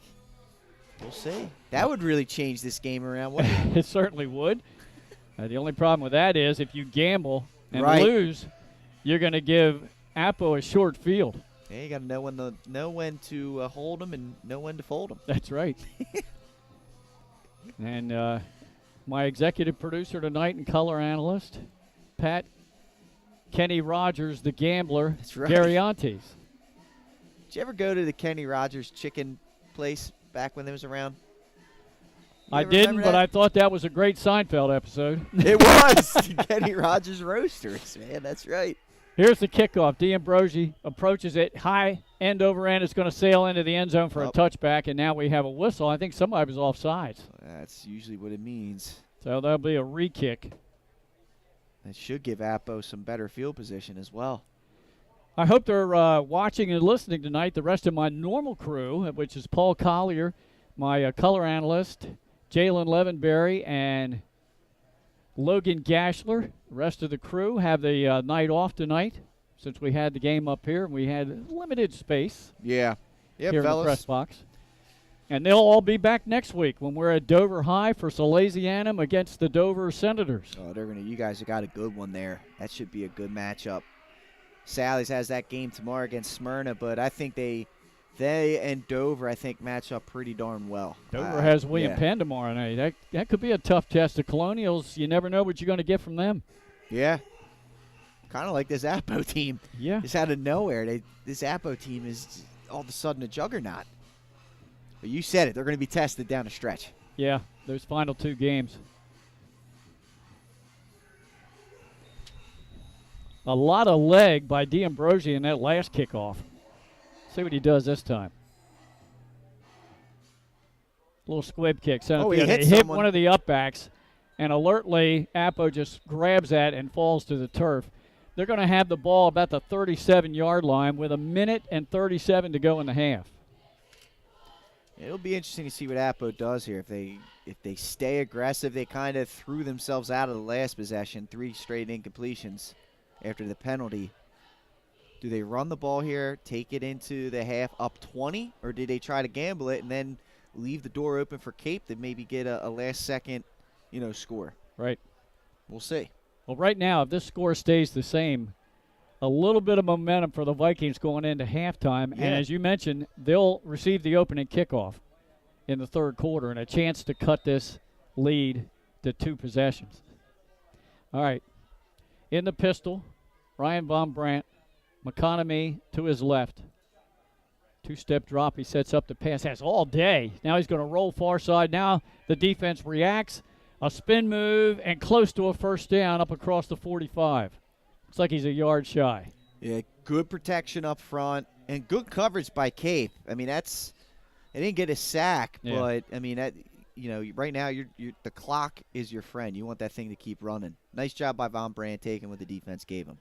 Exactly. Clock down under 1:10 to go in the half. Von Brandt fakes the handoff, takes it himself up the middle of the field. He's down to the 40, and he will get out of bounds to conserve time at about the Cape 37.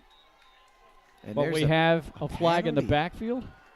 We have a flag near midfield. Yeah, a hold, Glenn. Yeah, Wow. It's going to come back. That hurts. But that's what I think they should be doing right now in this possession. I understand time is at a crunch. You still got 2 timeouts, I believe. Maybe only 1 left. I think I may have missed one there. But Yeah. Run the football here. Run the football. You got a minute left to go. That's where you've had your success so far. Don't make this thing too complex. Penalty more. Let's see how they mark this back. Should still be second down. Right. All the way back inside the 42, the original line of scrimmage at the Jags' 38-yard line. Just about. So it's going to be second down and 9. Jumbo package, as you see in the backfield, Xavier Rogers. Trips to the far side. Von Brandt back to pass again. Loads far side. It's that little out pattern, that stop and go, and it gets a first down up near midfield. That time on the reception. Weatherspoon. Yep, Jaden.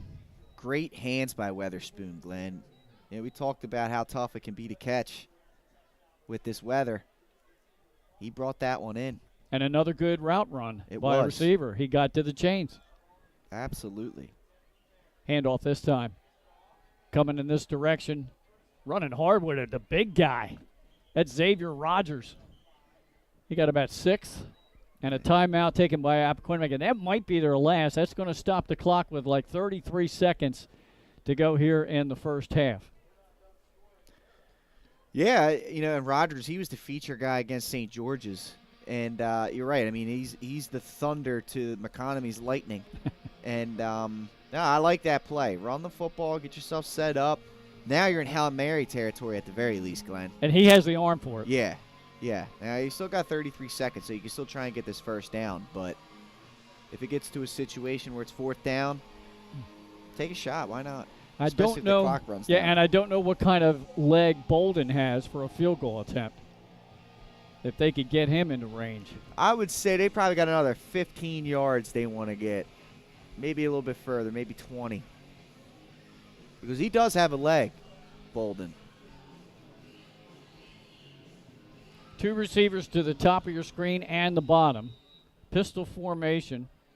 And that's Rogers again, who normally is a tight end in the backfield. He's back there for blocking.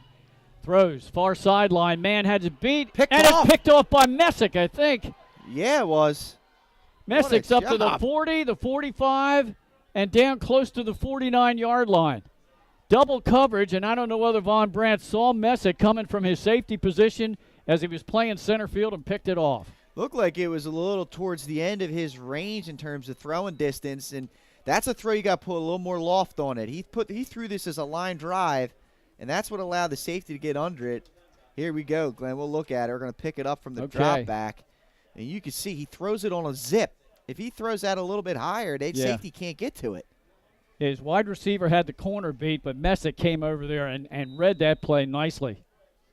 And now, Glenn, Yeah. They're 19 seconds.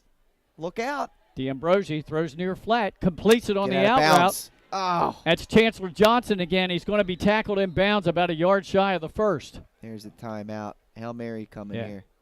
Cape will call a timeout with under 10 seconds to go in the half. Got to get out of bounds there. Got to get out of bounds.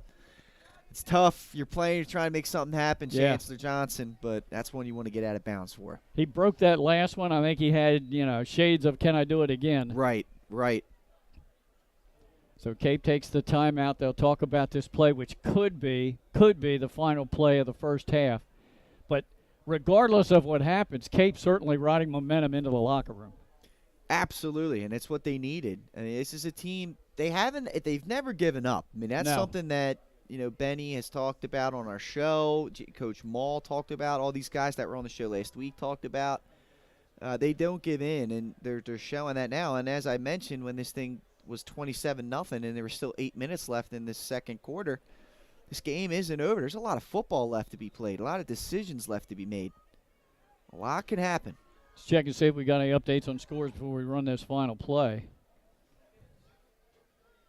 St. E's has won their game 42-7 over Charter, undefeated at 8-0.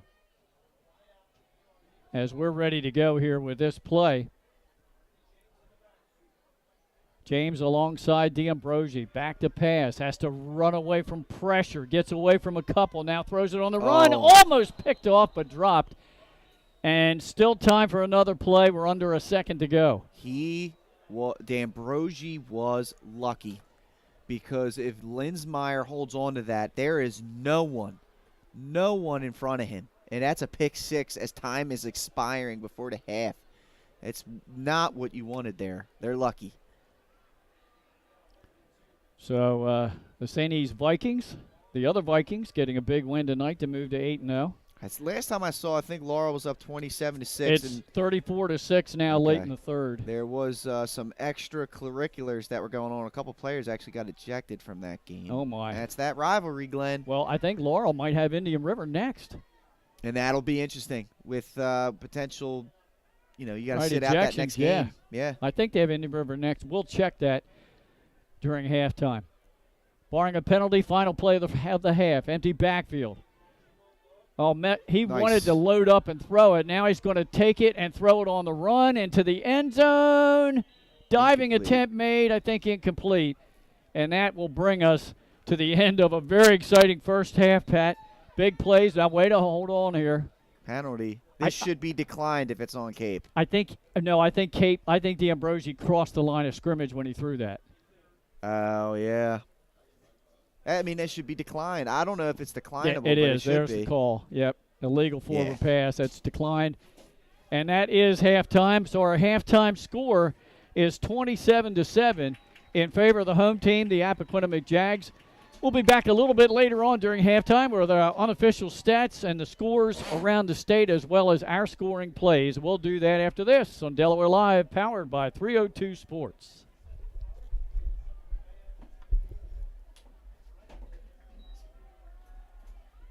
Hi, I'm Scott Kammerer from Sodell Concepts. Today we're at Thompson Island Brewing Company in Rehoboth Beach, Delaware. Come check us out. Located in the Rehoboth Gateway next to Blue Coast Rehoboth, Thompson Island will follow the Sodell tradition of serving beautiful, simple food that will pair perfectly with our fresh homemade beer. Thompson Island is a perfect place to have dinner with your family, enjoy happy hour with friends at the bar, or spend a day in the beer garden playing bocce ball and ping pong. Thompson Island Brewing Company in Rehoboth Beach, Delaware, open 7 days a week. See you soon. Hi, I'm Scott Kammerer from Sodell Concepts. Today we're at Lupo Italian Kitchen in downtown Rehoboth Beach. Come check us out. Located inside the Hotel Rehoboth, Lupo serves coastal Italian cuisine with fresh pasta made in-house daily. Lupo features plenty of unique craft cocktails and an extensive award-winning all-Italian wine list. Popular dishes include lobster bucatini, veal meatballs, grilled swordfish, and eggplant parmesan. Lupo Italian Kitchen on Rehoboth Avenue, serving happy hour daily and dinner 7 days a week. See you soon. Welcome to Premier Physical Therapy and Sports Performance. We're a locally owned outpatient physical therapy practice with convenient locations in all 3 counties in Delaware. At Premier, we have experienced physical therapists with advanced credentials, but their hospitality, passion, and enthusiasm is what makes the difference for you. Find our convenient locations at premierptsp.com. You may have tried physical therapy, But have you tried Premier?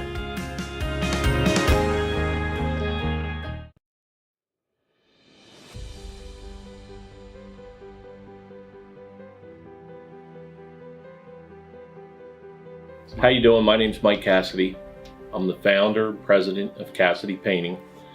I started back in 1984, incorporated in 1986. I never had the word no in my vocabulary. If someone called me to do a job, I always said yes, whether it was a struggle, whether it was 7 days a week, sun up to sundown, it didn't matter. And with that philosophy, we were able to grow to the size we are. We employ close to 80 individuals. We really enjoy being in the family business. I look forward to coming to work every day, and it's so nice to work with the people that we work with in the office. We've really become a family with them. We really create a family experience around here.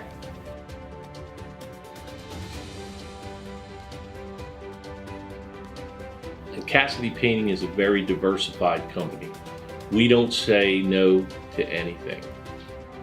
We deal with everything from epoxy floors to painting buildings to spray foam insulation, spray fireproofing. If it deals with a coating, we can handle it. So when our customers call and they're under the gun and they know the need to get a job done, they know who to call because we perform. We've always been performed. We've never been replaced out of 37 years of business. For any of your painting needs, we can handle it.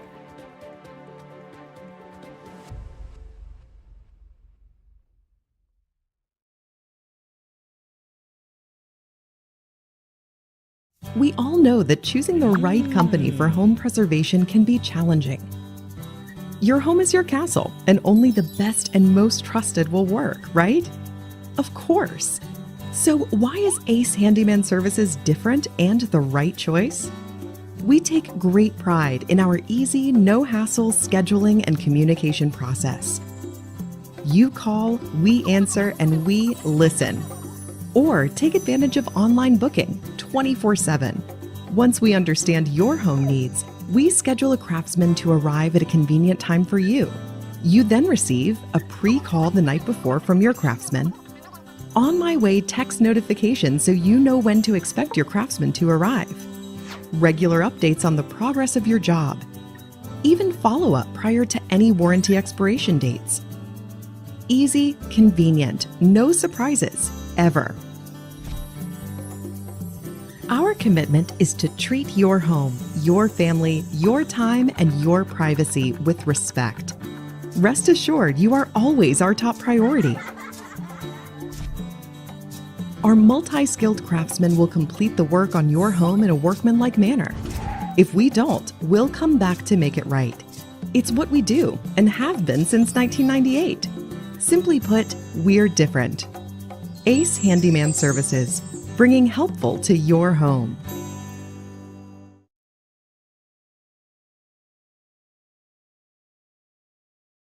Get the assurance that your HVAC system is what you need with Ambience. Ambience provides you with over 25 years of experience in the heating, cooling, and plumbing industry. The team at Ambience Heating and Air Conditioning provides high-quality residential HVAC installations, maintenance, and repairs in new and older homes in the Delaware, Maryland, Pennsylvania tri-state area. You may not realize it, but half of your energy costs go to heating and cooling. Make sure your energy dollars count and call us today for a free estimate. 302-239-HVAC. 302-239-4822. Hi, I'm Scott Kammerer from Soto Concepts. Today we're at Blue Coast Seafood Grill and Raw Bar in Rehoboth Beach, Delaware. Come check us out. Located in the Rehoboth Gateway, Blue Coast features indoor and outdoor dining and serves beautiful, simple food that highlights the flavors of Southern Delaware.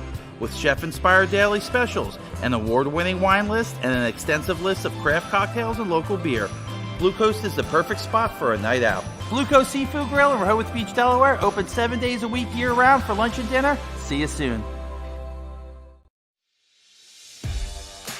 High school athletics is not what it used to be.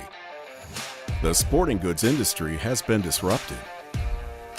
adding to coach and athletic director daily challenges. BSN Sports stands ready to change the fundamentals of our industry, giving our customers the advantages they need right now.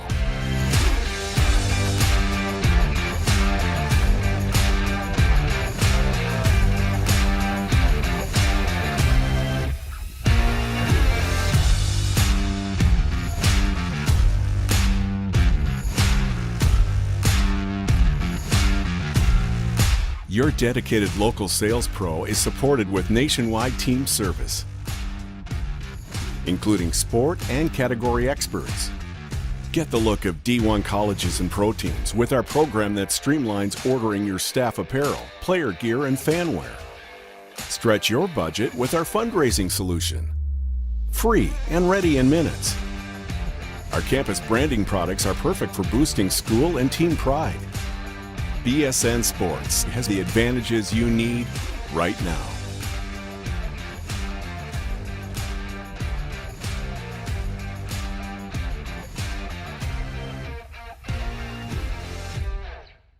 Whether you're planning to buy a home in 3 months, 6 months, or even a year, let me walk you through the process from start to finish and get your questions answered. I'm a DHSA lender with down payment assistance programs or grant money. I can help those with less than perfect credit or those working on their credit. I'm also local and always have been. So call 302-563-5599 or visit bryans.loans.com when you are ready to get started on your road to homeownership.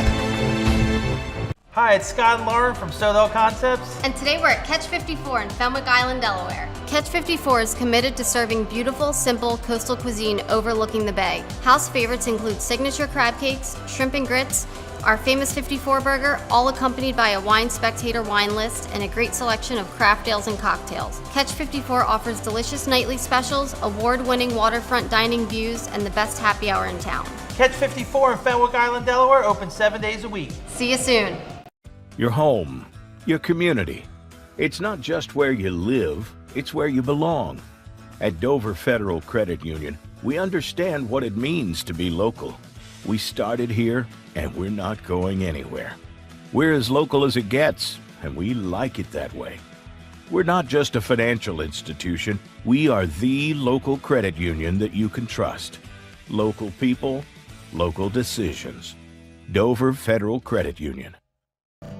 At Ferris Home Improvements, your family's comfort and safety is always our top priority. If you call us for your roofing, windows and doors, siding, decks, kitchen, and bathroom needs, you can expect health screen craftsmen who wear gloves and face masks and follow minimum 6-foot distancing, virtual conferences to discuss project details, job quotes delivered electronically or brought to your door for your review and approval, and our showrooms in Newark and Rehoboth Beach remain open for limited appointments. We're here together. Operating with precautions. To protect our staff. And our customers.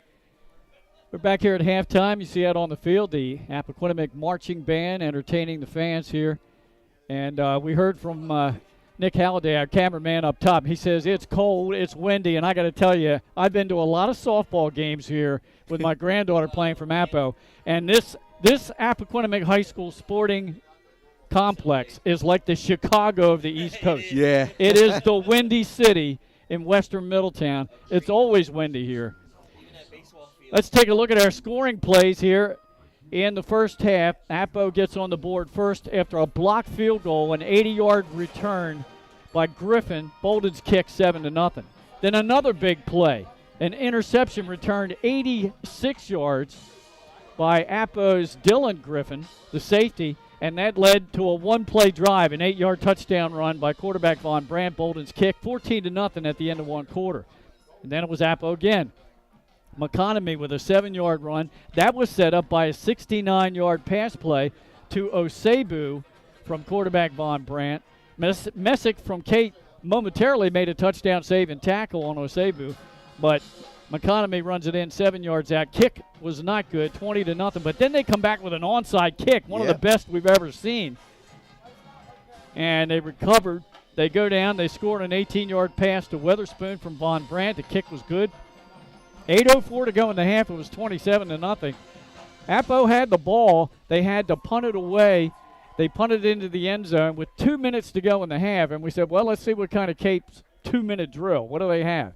Yeah. It only took them 20 seconds. They scored on a 65-yard pass and run by Chancellor Johnson. The kick was good, and that's where we stand at halftime, 27-7. Let's take a look at the unofficial stats that we have for the first half. We'll begin with the home team, Appoquinimink Jaguars.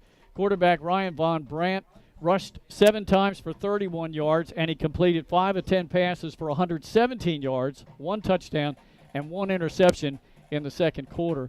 Unofficial total yards for Appoquinimink, 191. For the Cape Henlopen Vikings, 132 yards on the ground, led by freshman Marky James, 11 carries for 81 yards. And then quarterback D'Ambrosi completed 6 of his 11 pass attempts for 127 yards. He also threw a touchdown and an interception. Unofficial total offense for Cape first half, 259 yards. So they win the game statistically, but the big plays have been won by the home team, and thus they have the lead at the half, 27-7. 2 final scores on the other games tonight, both in 1A. Laurel gets a 48-6 win over Seaford, and St. Elizabeth improves to 8-0 with a 42-7 win over Charter. Those two, Laurel and St. E's, we have ranked 1 and 2 in our 1A top 5. Yeah, the Creams rising to the top there with both of those teams, and you know they've really jumped on a lot of teams so far in the schedule, and they're continuing to do it. I mean that Laurel game, Seaford jumped out actually 6-0 on them early. It's good to see them bounce back and dominate from that point on. There was some extracurriculars, I think, that kind of went on there, so we'll see if the dust settles. Obviously, we weren't there. We don't have a whole lot of information, but if there's ejections there, that could come into play with a big matchup next week against Indian River. Yeah. So, again, not quite sure exactly what happened down there, but that's something to keep an eye on. And St. E's is just continuing to accept every challenge and run through it. I mean, with the exception of the Indian River game where they had, a few turnovers that cost them some momentum. They've been keeping right up with Laurel. So, yeah, those two teams have really, really impressed, Glenn. Really impressed. All right, Pat, we'll come back to start the kickoff. When Cape will receive the opening kickoff when we start the third quarter. When we come back after this on Delaware Live, powered by 302 Sports. Whether you're planning to buy a home in 3 months, 6 months, or even a year, let me walk you through the process from start to finish and get your questions answered. I'm a DHSA lender with down payment assistance programs or grant money. I can help those with less than perfect credit or those working on their credit. I'm also local and always have been. So call 302-563-5599 or visit bryans.loans.com when you are ready to get started on your road to homeownership.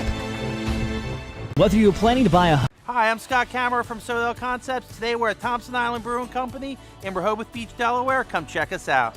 Located in the Rehoboth Gateway next to Blue Coast Rehoboth, Thompson Island will follow the Sodell tradition of serving beautiful, simple food that will pair perfectly with our fresh homemade beer.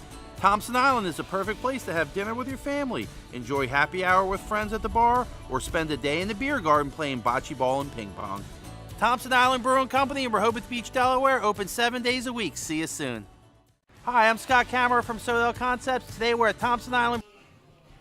Glenn Fraser alongside Pat Gariantes, Nick Halliday on camera here in Middletown, Delaware, home of the Appoquinimink Jaguars, who own a halftime advantage of 27-7. They're trying to win their 4th straight to improve to 5-3, having a fine season. And they will finish the regular season at Smyrna next Friday, and then they come back home for senior night against Salesianum on November 12th. Yeah, it doesn't get much easier for them, like you said, Glenn. The challenges are coming, and we'll see how they handle it. They're riding high. I'm sure there's some Smyrna coaches here tonight scouting this game for their next opponent. Might even have some Salesianum scouts down here as well to look at Appo. And the teams that play on Friday night that have Cape Henlopen left, one of them is Smyrna, so they get a bonus here. They have these two teams to finish their season with the next 2 weeks, November 5th and the 12th. So great opportunity for them to get here and scout this one. And if they want to stay home and watch our live stream and stay warm, that's right. Yeah, they could do that too. Yeah, we're bringing it to you. But Yeah, I mean, I think right here, this is going to be a key drive, Glenn. I think this opening drive, Cape gets a chance to get the ball back here and put two scores together here before Appo can answer and cut this into a two-possession game. If they're able to do that, anything can happen. Right. If Appo's able to come up with a stop and maybe even put together a score after that, it's going to be tough for Cape. So this is going to be a crucial – I mean, you hate to say that the opening drive of the second half is going to be crucial, but I think in this situation it is. Well, we'll see what kind of adjustments Appoquinimink makes defensively to try to slow down Marky James. And then they've got to keep an eye on number 23. Chancellor Johnson has breakaway speed. They've been able to stop him on his 2 rushing attempts for only 1 yard each attempt. Mm-hmm. But when he catches the ball out in space, that's when he's dangerous. Absolutely. And you got to set your playmakers up and make plays. I think you see that here as a second-half adjustment from Coach Mull and company. And Chancellor Johnson is one of the deep receivers to receive Bolden's kickoff. He hits it down the center of the field, and it's going to go to Messick. Runs straight up the middle of the field across the 30, the 35, and out to about the 42-yard line. Good field position for the Vikings. Yeah, it was. And much like their opening drive of the second half, I mean, they got a short field really to work with here. And we'll see. Like we said, I mean, Cape, they can call everything in their playbook. They're not in a desperate situation right now. You can still utilize the run game. We'll see what they come out with here, Glenn. All right. And we have the Vikings up to the line of scrimmage. Wide out split to the far side. Backs are split behind quarterback D'Ambrosi, who's under center. Sends Brendan in motion. Pitch out, trying to sweep far side with Johnson. And he will crash up close to the 45-yard line. Good first down run. Staying ahead of the chains. 5-yard gain. He was the leading rusher in the ball game unofficially in the first half with over 80 yards rushing on 11 attempts. Picks up about 4 there. We'll call it second down and 6 as the ball rests just shy of the Viking 45-yard line.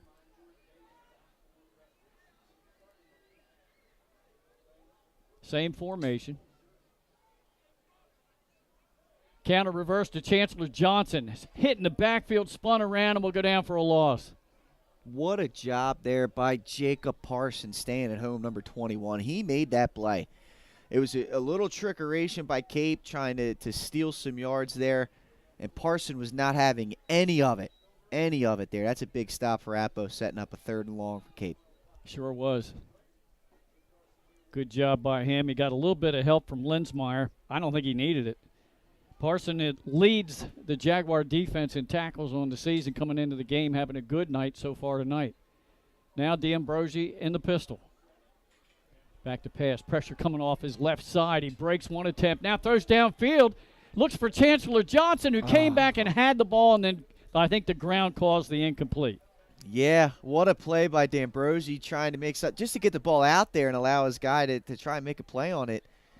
Johnson almost came up with it, and if he was, Cape would have been in business. That's a good stop by Appo to kind of squeeze the momentum off the Cape had started to generate. Yeah, and it all started with that tackle for loss on Chancellor Johnson by Parsons. That was the key in that drive defensively for the Jags, who are forcing a punt out of Cape and Hank D'Ambrosi, who stands outside his 30. High snap. He brings it in and got it off. Good hang time, but not much distance. But great job by him to just get that one out of there as he was being pressured. And they're going to say it goes out at about the 35-yard line. That's where Appoquinimink will start their 3rd quarter possession. It's a lot better than I thought it was going to be. I mean, the wind, I don't know what it did there, but I thought that thing was going out around the midfield. He got that down to the 37. That was impressive. That's a big stop for Appo's D.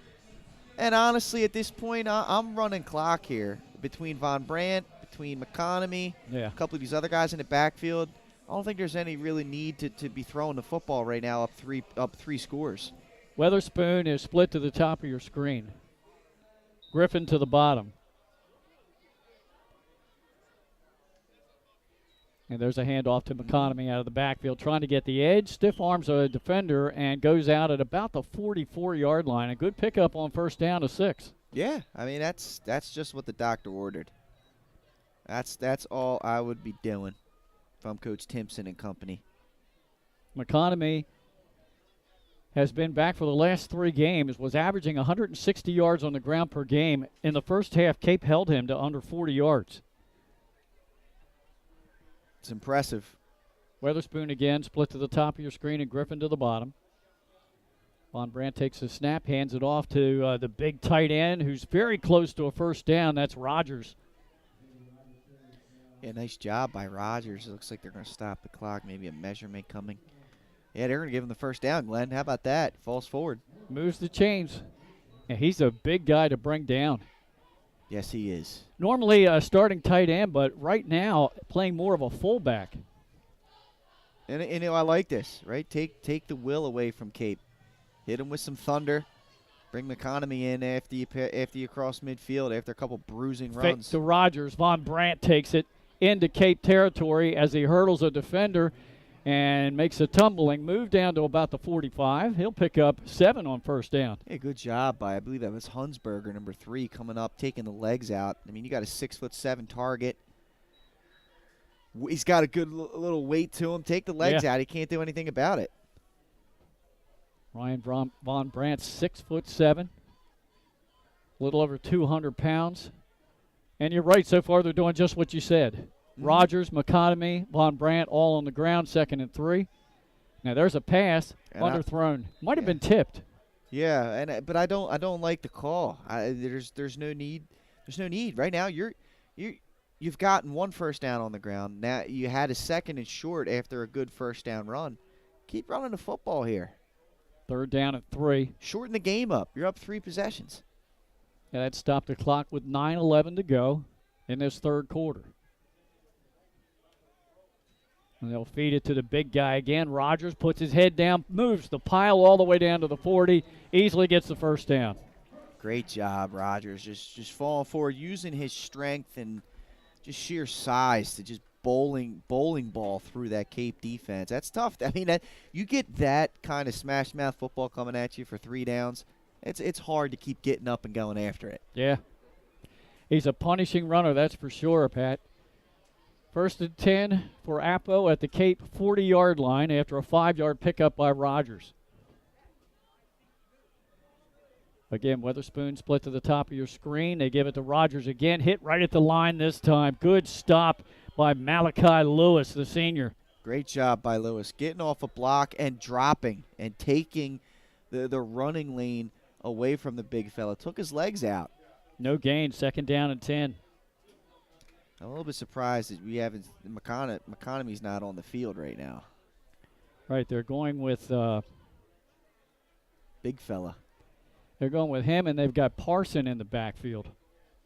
Their starting linebacker.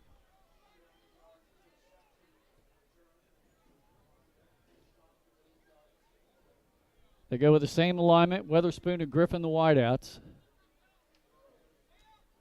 It's a read option play. Von Brandt takes it himself. He was stopped momentarily, but he just puts that helmet down and just dives over people, and he taps the defender, Chancellor Johnson, on the helmet, says, good play, young man. Yeah, I mean, as low as Von Brandt is trying to get, that young man Johnson's going to get lower every time. Took the legs out. Limited gain. Good job by Von Brandt because he was going to be tackled for a loss. He was. He was in the backfield. Yeah, he shook that off. 3rd down and 7. Under 7.5 to go in this 3rd quarter. 20-point lead for the Jags. It's a good drive from Appoquinimink. This is what they needed. There's a pass, middle of the field. Nice route run and enough for the first down. Pass is completed to Weatherspoon. And you're right, he does have good hands. Yeah, sure-handed for sure. There was no tip at the line of scrimmage that time. Von Brandt put it right on target. We have a Cape player down. We'll have official timeout for him. But this is a great drive for Appo. You're running the ball. You're keeping this clock moving. You just converted a pass play there, which was nice on 3rd down. Up 3 scores after getting a big-time stop on the opening possession by Cape. I mean, this is one where you can put your foot on the throat of your opponent, so to speak. shorten the game up, maybe finish this off with some points. But even if you don't finish it off with points, just taking the time off the clock right. in That's this kind of most a situation is important. big. Yes. Lucas Rupert, the 6'3", 313-pound senior, was the Cape player down. Seems to be walking off the field okay. Yeah, I hope everything's good with Rupert there. Down on the field, first down inside the Viking 30 for Appoquinimink at the 28-yard line. 2 receivers to the bottom of your screen, a lone receiver, Weatherspoon to the top. Rogers again hitting the backfield, will be dropped for maybe a yard. 2 defenders in there on the stop for the Cape Henlopen Vikings. It's all right. Looks like Lewis again, and whoever came in for Rupert. I think that was Randy Dahl. Great job by. Hey, that's next man up, Yeah. right, Glenn? You get an opportunity to get out there on the field, and right away you make a play. That's going to look good come Monday with the film session. So they replaced the 6'3", 313-pound Rupert with Dahl, who's 6 feet 282. No slouch himself. That's right. Fake to Rogers. Von Brandt takes it himself. He's into the secondary. He might go, and he's in for the touchdown. 28-yard run, second score of the night for Ryan Von Brandt. He's sneaky quick, and I'll tell you what, the defense all sucked in. You pounded it inside, you pounded it inside, you pounded it inside. He finally pulled it, ran around the right end that time. There was no one out there except for a cornerback and a safety. There was too much space. They couldn't take his legs out that time. Yeah. Score 6. And now it's back up to a 4-possession lead for the Vikings. Or, excuse me, for the Jaguars. Bolden with Weatherspoon, the holder.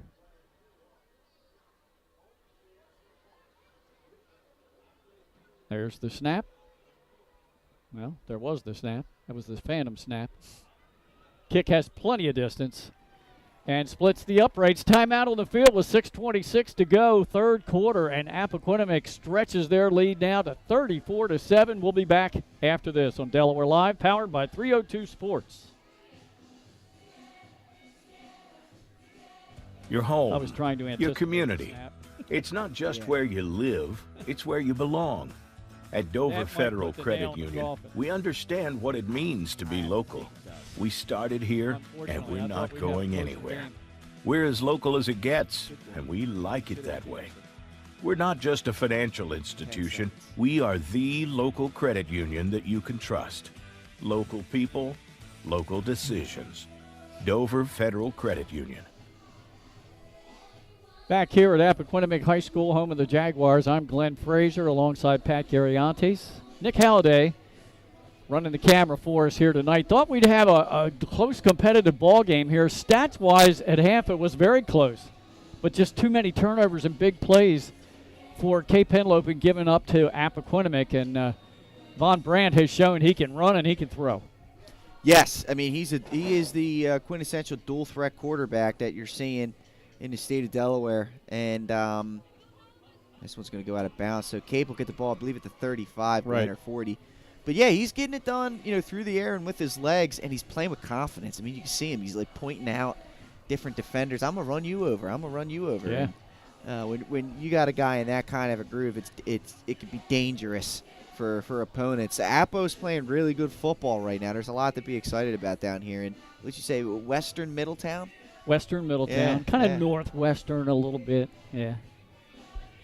Well, it's going to be interesting with their matchup with Smyrna coming up next Friday. It's going to, you know what that's going to come down to, Glenn? I think it's going to come down to offensive line play. Whose offensive line is going to protect their quarterback better? Yeah. Could very well.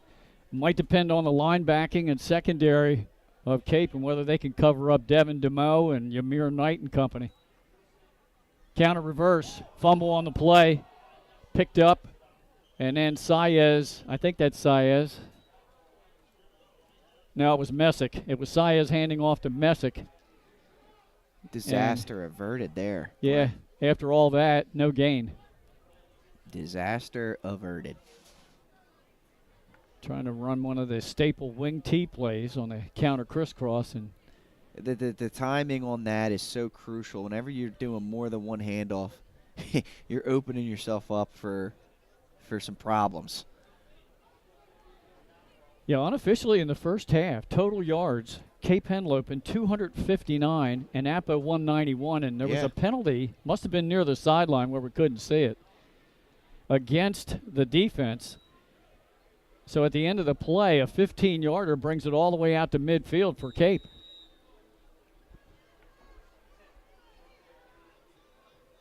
Two wideouts to the top of your screen. The backs are split behind D'Ambrosi, who's under center. Turns and gives it to the first back through there. The freshman puts his head down and gets a first down. James is tough. Hey, I'll tell you what. I mean, Coach Small's got himself a player right there.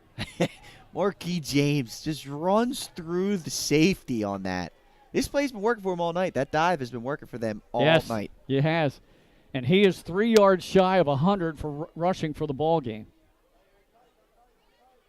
Now James is the lone running back behind D'Ambrosi, who gets the ball again. Yeah, why not? And he backpedals for about 3, maybe 4 yards before he's wrapped up and thrown back. Yeah, it looks like Rogers got his big paw on him and stopped the progress, but he still picked up 5 yards before he was touched. 3, yeah. Yeah, they're going to give him 3 down to, the 35. Yeah. But the clock running, and the clock is the ally of the home team right now with that 27-point advantage. Yeah, Appo's in a good spot. I mean, they stopped him on the crucial opening possession and then answered with the touchdown. I mean, they've really set themselves up to be in a good position here, regardless of if Cape finds a trick play for a touchdown or a nice long touchdown play. They hand it off to Messick. He's trying to get the sweep going. Got a block from James. Now he does some nice cutting, and he's down to about the 30. He'll pick up good yardage. It'll be 3rd and short. I think we're going to get James for blocking it back here. Yep, you're right. Yeah. Yep. That's a tough one. That'll negate a 5-yard run by Messick.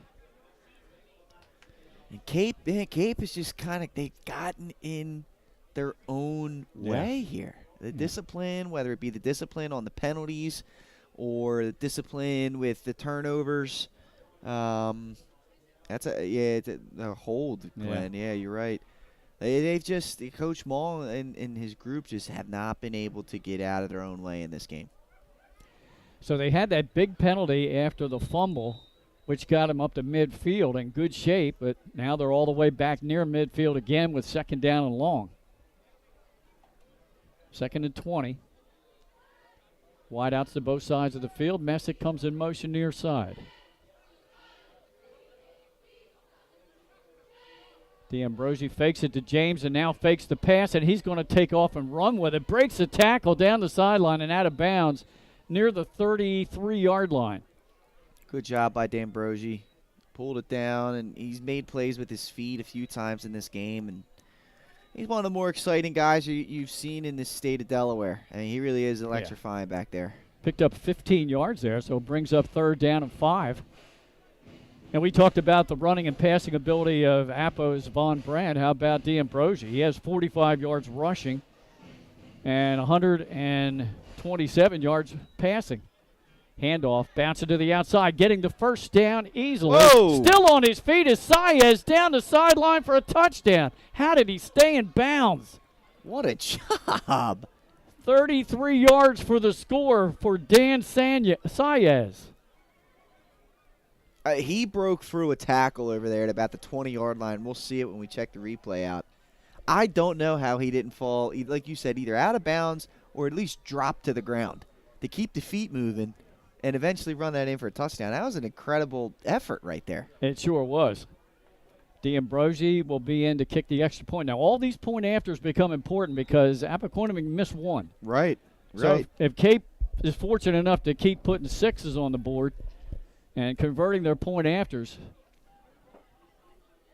And here's one right here. Quick snap. There's the kick, has the distance. It's good. 4:12 to go in the third. It's now 34-14. Before we go to break, let's take a look at the instant replay. Brought to you by BSN Sports. Yeah, I mean, you can see it here right around the 20, 25-yard line right here. I don't know how he stayed on his feet there, Glenn. He just ran right through that defender. He did. Great job. All right, let's take a timeout. We'll step aside. 34-14 on Delaware Live, powered by 302 Sports. At Ferris Home Improvements, your family's comfort and safety is always our top priority. If you call us for your roofing, windows and doors, siding, decks, kitchen, and bathroom needs, you can expect health screen craftsmen who wear gloves and face masks and follow minimum 6-foot distancing, virtual conferences to discuss project details, job quotes delivered electronically or brought to your door for your review and approval, and our showrooms in Newark and Rehoboth Beach remain open for limited appointments. We're here together. Operating with precautions. To protect our staff. And our customers. I'm sure Coach Brian Timpson and Appoquinimink does not want a repeat of the Dover game. They were up 34-7 early in the third quarter, and Dover came back to make it a game at 34-28 and was driving with a minute and a half to go in the ball game. Can Cape repeat Dover's performance? Let's see. Well, they're going to play with the effort to do it, I can tell you that much. And Appo, they got to realize that they're in a situation where you can't take anything for granted. Hopefully that experience you just talked about, they learned from it. Right. And they finished this one off. We'll see. At least if you're Coach Timpson or one of the Jaguar faithful, you hope they did. Cape fans, I'm sure you're like, nah, they can make that one more time. The ball blew off the tee, so they had to have somebody hold it. It's going to sail over Weatherspoon's head and into the end zone for the touchback. So Appo will have the ball at the 20-yard line with a 20-point advantage. And I think that they should just follow the same script they did the last drive, where you're either giving McConomy, Von Brandt, or Rogers is getting the football here. Right. At least on early downs. Let's see if McConomy's in the game. I don't know whether he got a little dinged up a little bit or not, because they went with Parsons most of that last drive in the backfield. They did. He's back out there, it looks like. Yeah, I see. He has come out. Okay. Well, let's see if Appo stays on the ground to try to eat some clock and whether Cape can get a stop. Now, if Cape can get a quick stop with time left in the third quarter and get another score, now we're back with a ball game. Yeah, exactly. You won the quarter, and that's all you would want to do. Pitch out, run and sweep near side with McConomy. He goes 5 yards before anybody gets near him.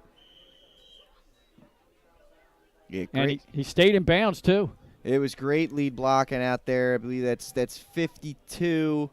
Phipps, I saw 59. Ian Beatty out there. And those guys were out there leading the way, and there's really not much you can do. I mean, they were setting that edge hard. Well, somebody got a great seal block on that edge because when McConomy got the pitch, he went 5 yards before anybody got close to him. Absolutely. He ends up with 8 at 2nd and 2. Von Brandt is going to fake it and take it himself. Easily has the first down.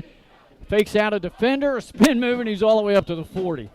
What a weapon. Yeah, you're not kidding, Glenn. The only thing I would say is I'd like to see him a little bit better with his ball security. I mean, that ball's in the right hand. He's running on the left side. Either two hands when contact's coming. He's kind of swinging it a little bit. Got to be careful with that thing. That's the only thing I would say to him. He has over 80 yards rushing in the game. Now we know why he's the leading ground gainer on the team. Yeah. Hand off to McConomy. Slashes through the right side into the secondary. Messick trying to run him down. He's going to go all the way for the touchdown, and Appo has the answer as McConomy makes a house call. Wow. What speed, Glenn. What breakaway speed from McConomy. You talked about how he's averaged 160 yards a game. He's pretty much been bottled up. And right there he breaks one. 60 yards for the touchdown. And that's going to go a long way to get him into that 3-game average. That is. Well, it took Appoquinimink barely a minute to get the answer. What a different team, Glenn. I mean, I can't say it enough. Seeing them earlier in the season and seeing them now, I mean, they've definitely made some improvements, and McConomy is that difference maker. Bolden in to attempt the point after. Snap. Weatherspoon puts it down. Kick on the way. Has distance, and it is good. Let's take a look at that instant replay brought to you by BSN Sports. Yeah, and we're going to pick it up watch right him on the slash through the right side. Boom, into the secondary. breakaway. And Messick was the only guy that had a shot. He dove at the end, couldn't get him. Unbelievable. And you know, that last little cut there towards the 10, he started to veer to the left. That was the key to that play, because I think if he stays straight, he may have got tripped up. But it was that little bit of an angle he took at the end, I think, is what got him into the end zone. 41-14. If you have dyslexia, you're okay. Those numbers will work out for you. It's a scoregami. Yeah. Still 2:56 to go in the third quarter. Now, Cape Henlopen was involved in a shootout with William Penn early in the season. Yeah. We might, if we got a whole quarter plus almost 3 minutes to go, we might end up with as many highlights tonight as Benny had that game with William Penn and the Vikings. We're aiming for 6 minutes and 34 seconds, folks, of highlights. That's what we're hoping for here. I'm hoping that, you know, I got to bring water to me next Wednesday when we do this recap.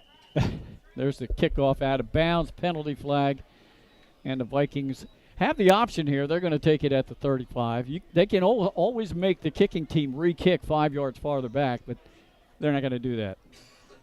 Nah, they give D'Ambrosio some good field position here. See what they can do. I have 131 yards rushing now with that 60-yard touchdown run by Appoquinimink. Whew. He's good, man. He really is. What an electrifying player. And you pair him with Von Brandt back there, and you got yourself quite a running game. And then you get the tight end / fullback, Rogers. Yeah. Who just punishes you. And this offensive line looks to do a better job run blocking. That seems to be more of their strength, is the run blocking more so than the pass blocking. But, I mean, if they can get the pass blocking down, we saw Von Brandt. I mean, he's able to keep a defense honest with the passing game. Yeah. All right, so Cape actually took the ball where it went out of bounds. That's the third option. It went out at the 37. D'Ambrosio under center. Sends James in motion to far side. Pitch out. They're going to run the sweep with Saez. Got a lead block.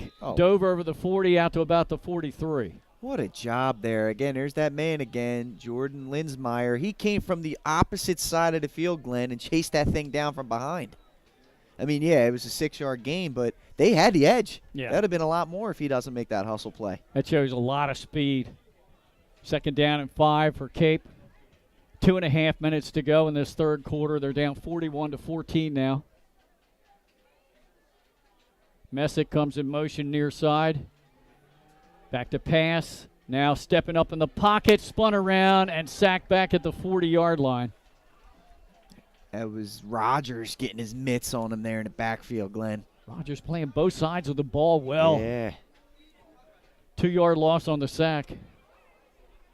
Now, D'Ambrosio had a pocket there, and he was looking to run maybe a little bit too soon. He had a little bit of extra time. He could have stayed in there, maybe made an extra second of a read. So 3rd down, a long 7, short 6.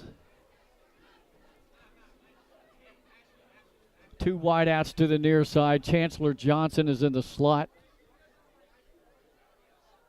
Empty backfield.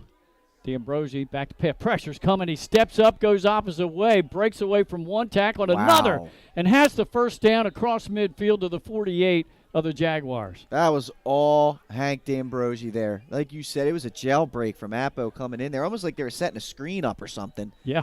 And the quickness to be able to make something happen there, that was impressive. Both quarterbacks have been impressive. We talked about how underrated they are. Mm-hmm.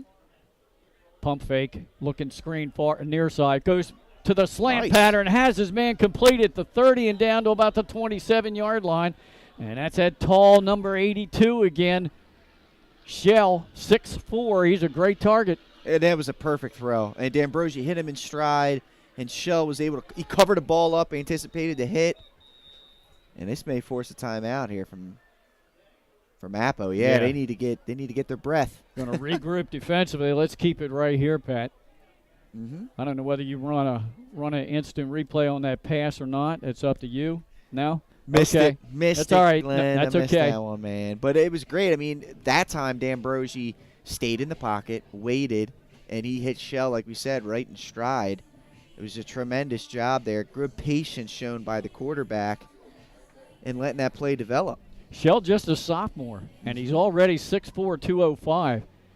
It's great to have that kind of a size out of your wideout. Great target for the quarterback, and he already has several catches in the ball game. I was going to say, not only is he a big target, but those hands are working really well, and that's the most important thing. I mean, D'Ambrosi, clearly trusts this guy there to come down with it, and he's done a good job here tonight a few times, making some big catches. And he's getting some yards after the catch. Yeah.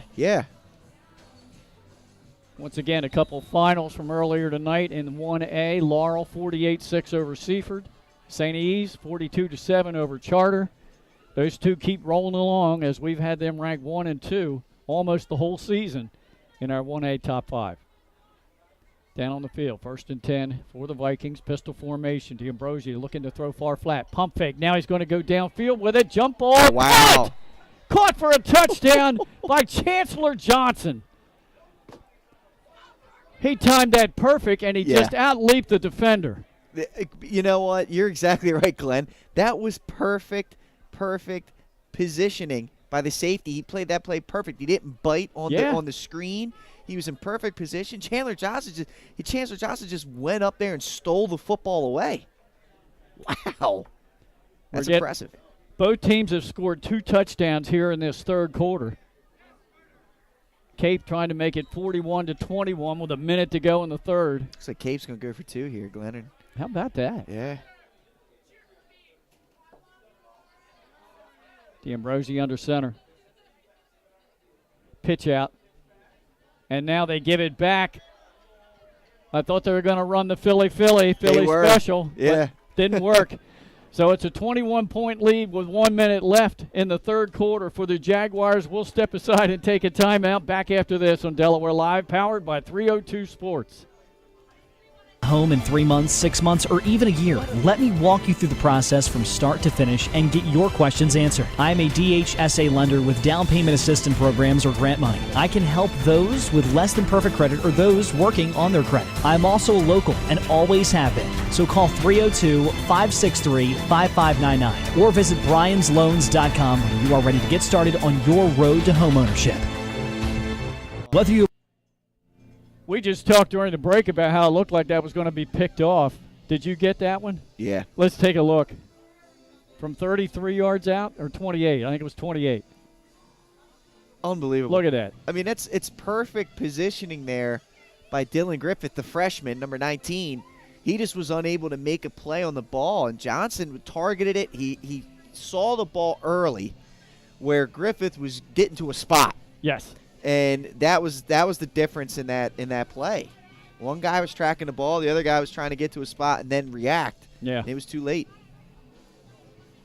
That's a big play to Cape need. Yeah. Now they got to get in. Now things got to get interesting. It's a turnover force. It's a 3 and out. They need to get something quick here. D'Ambrosi hits it high end over end. It will sail down to inside the 15-yard line. That is Griffin. Ooh, hit hard.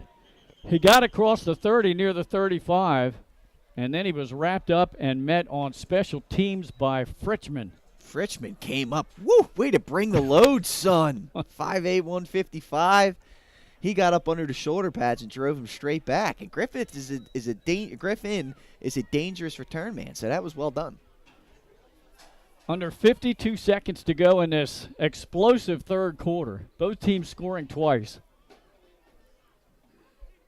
61 total points on the board. How many points did Benny have?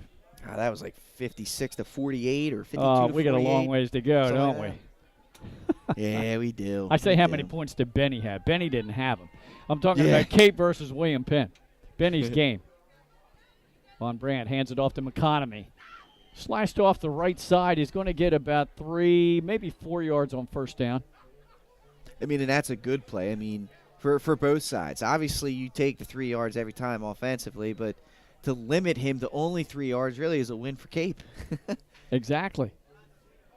I think they have to snap it one more time. I'm not sure where the clock was when McConomy was down. Yeah, I think Appo is going to have to snap it one more time here in this third quarter. Von Brandt's going to wait to the last possible second. Fakes it. It's going to take it himself. There he goes again into the secondary midfield and into Cape territory at the 48 for a first down. And that, once they set to change, should bring us to the end of the third quarter. He lost his pants on that, Glenn. Well, you have to come off if you lose your helmet. What happens if you lose your pants? Yeah. That was a big first down there for Appo.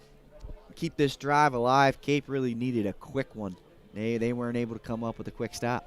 Pat, we had an exciting third quarter. Here Yeah. we go. We're going to go to the fourth when we come back after this on Delaware Live, powered by 302 Sports. Hi, I'm Scott Kammerer from Soto Concepts. Today we're at Blue Coast Seafood Grill and Raw Bar in Rehoboth Beach, Delaware. Come check us out. Located in the Rehoboth Gateway, Blue Coast features indoor and outdoor dining and serves beautiful, simple food that highlights the flavors of Southern Delaware. With chef-inspired daily specials, an award-winning wine list, and an extensive list of craft cocktails and local beer, Blue Coast is the perfect spot for a night out. Blue Coast Seafood Grill in Rehoboth Beach, Delaware, open 7 days a week year-round for lunch and dinner. See you soon. Hi, I'm Scott Kammerer from Soto Concepts. Today we're at Blue Coast Seafood Grill and Raw Bar in Rehoboth Beach, Delaware. Come check us out. Located in the Rehoboth Gateway, Blue Coast features indoor and outdoor dining and serves beautiful, simple food that highlights the flavors of Southern Delaware. With chef-inspired daily specials, an award-winning wine list, and an extensive list of craft cocktails and local beer, Blue Coast is the perfect spot for a night out. Blue Coast Seafood Grill in Rehoboth Beach, Delaware, open 7 days a week year-round for lunch and dinner. See you soon. Well, we're back and ready to go for the fourth quarter of action here as they set the chain gang. Troy Haynes, 4. Yep. Put him up. Put him up. It's that weekend here. That's right. Childhood Cancer Awareness Week for us. 2 games tomorrow night, one at Woodbridge, one at Salesianum for the Be Positive Foundation, the Salesianum game. And for the Benny confirmed with us 90, had an even 90 points in that William Penn Cape game. All right, so we need anything can happen, Glenn. We need about, what, 30? Yeah, need another 30. 28, 29. A couple 2-point conversions, Yeah. Maybe an overtime. Well, these two both scored twice in the fourth quarter. Von Brandt turns and hands it off to McConomy. He gets up to midfield. Gains about 3. The penalty there from Appo starts him back a little bit, so Yeah. Cape's got an opportunity here to get off the field quickly. Second down at 12. Just underway here in the fourth quarter. Yeah, once again, our 2 games tomorrow night, weather permitting. Hopefully they get them in. Smyrna at Salesianum, 2 top 5 teams in 3A. For the upstate crew with Nick A. And then Benny Mitchell, the downstate crew, has Woodbridge and Lake Forest. Von Brandt back to pass, slant pattern, catches Osebu. Oh, what a play. Dragged down from behind. Good defensive play by Mansfield. That was tremendous by Mansfield because Osebu was turning upfield, was going to, probably get forward progress and end up with 6 or 7 yards, and he completely shut that down. That was only a 2-yard gain. Yeah. What a tackle. Brings up third down and 8. And here's that opportunity for Cape maybe to get off the field unless this is 2-down territory for the Jags. Von Brandt is back to pass. Pressure is coming. He's being blitzed. He gets rid of it, and it's picked off by Chancellor Johnson. Runs up to the 30, 35, 40, cuts to the middle of the field. He's at midfield. Oh, boy. He cuts back again. And then he goes down. He was hit hard by big number 70 and dropped. What a job by Johnson, and it was all kicked off by the pressure, Glenn. The pressure got to him, and that'll work if you're a Cape fan. You'll take that. Husser with that big hit after the INT, but pressure was coming in with James. I don't know who else got in there. Marky James was one of them. Yeah, James was coming off this edge, and that's a big turnover because of the return. You got a short field right now, Cape. Oh, boy, hold on tight, Glenn. I know. Here we go. 1st and 10 at the 47.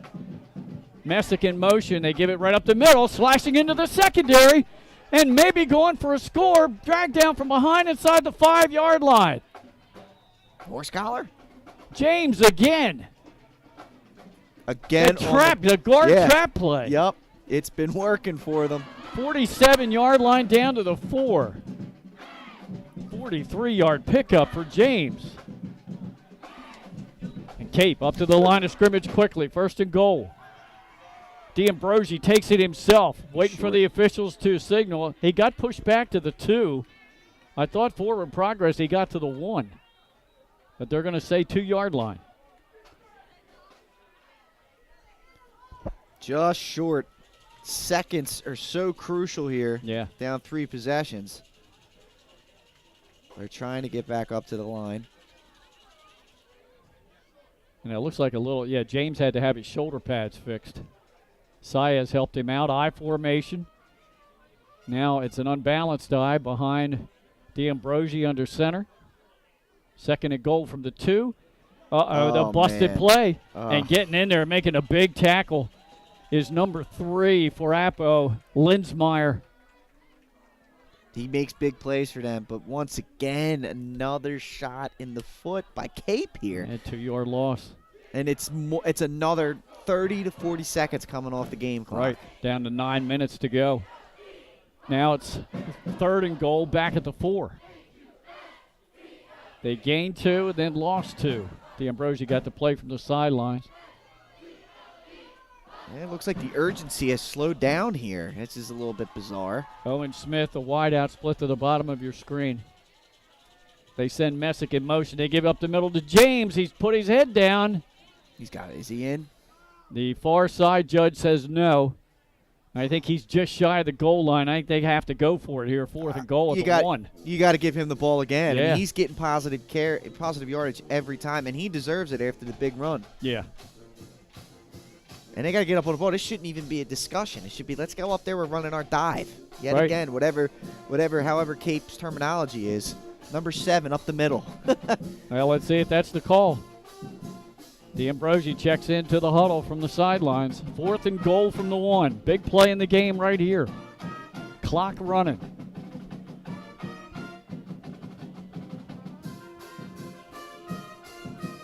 D'Ambrosi under center. He takes it himself. He got in for the touchdown. So it's 7:50 to go in the ball game. It's 41-26.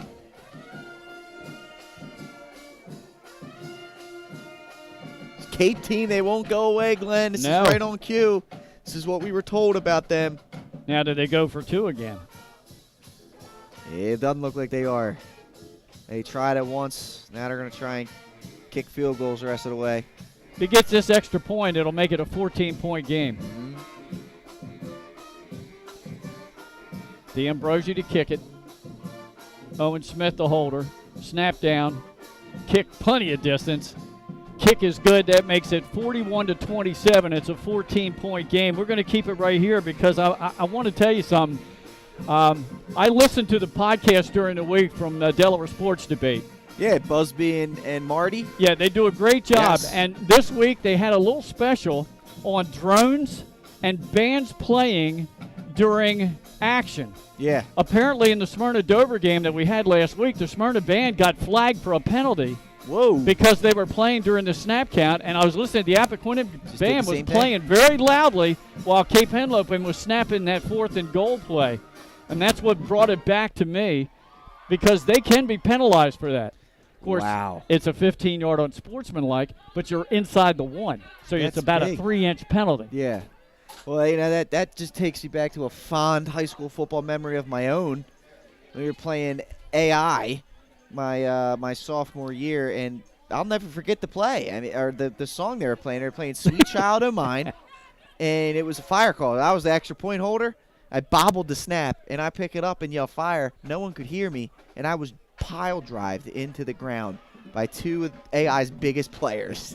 And I was this tiny little sophomore, all because of the band. Cape has scored 2 in a row, Pat. And they cut it to a 2-possession game with 7:50 to go.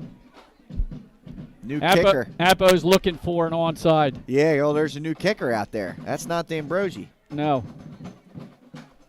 It appears to be 29. That's Nick Treworth, a sophomore. He must be their onside specialist. And there's the onside Oh, kick. he's good at it. Tipped, Oh, and got it. Cape comes up with it. An Appo player touched it.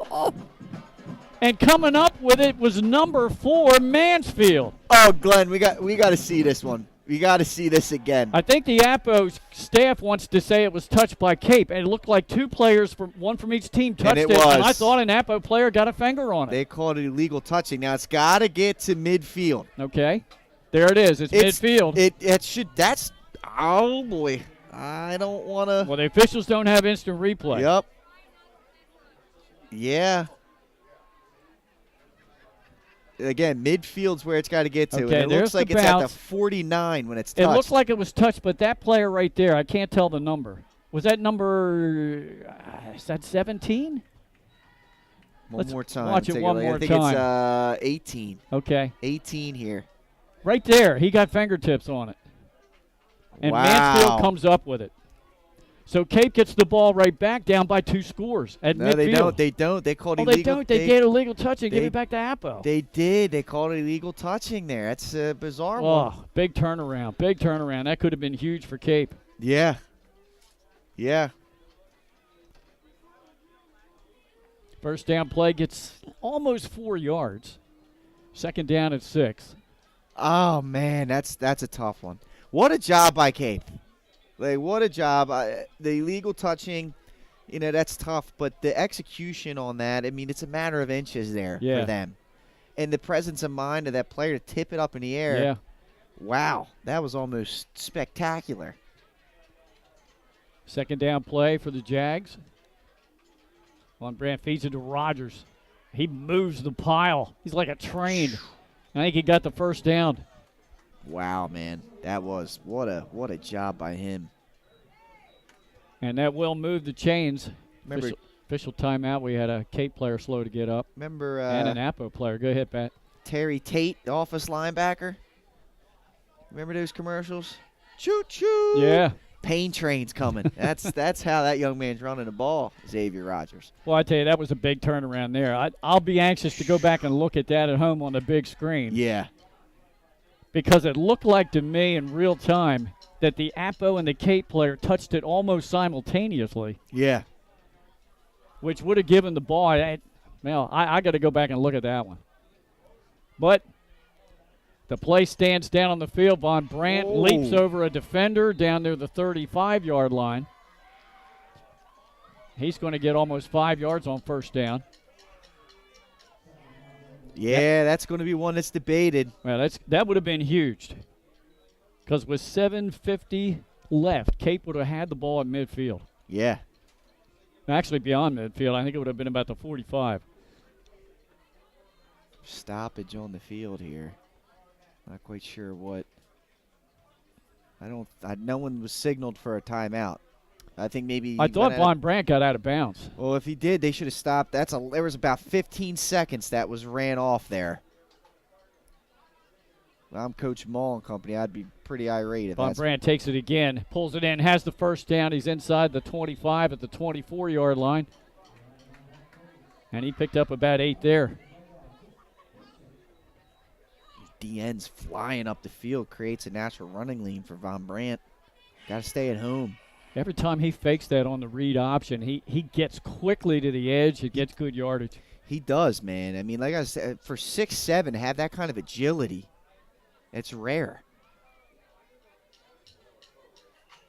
Of course, right now, the clock, the big ally of the home team. Von Brandt's just going to let it run down as far as he can in between snaps. Down to 5:35 to go in the ball game.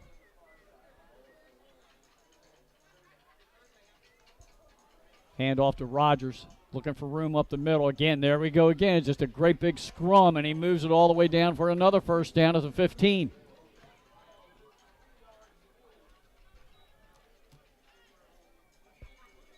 Rogers has been a difference maker in the second half.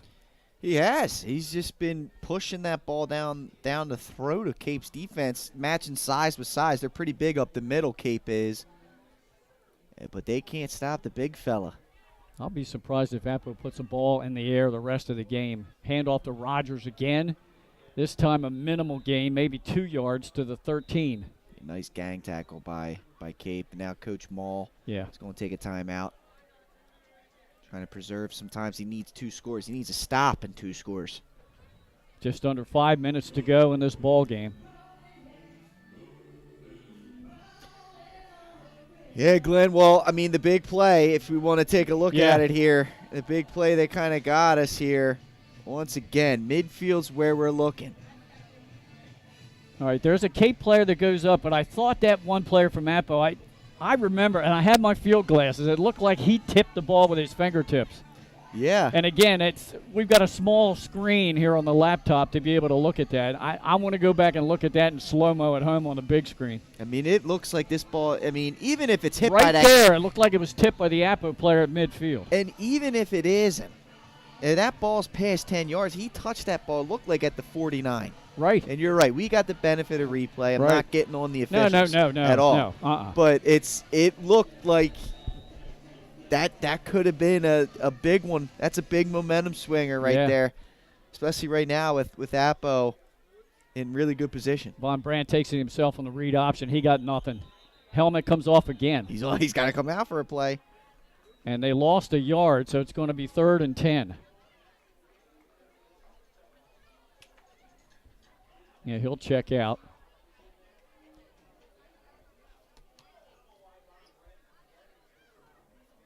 And that will probably put Weatherspoon in the gun. But it's 3rd down and 10. Clock running, under 4:50 to go. And the official's trying to get the clock running. The clock's not running. And they're trying again. Run the clock. There we go. There it is. Seen. It's been a theme this year. Yeah. Yeah, Appo, they may just take the penalty here.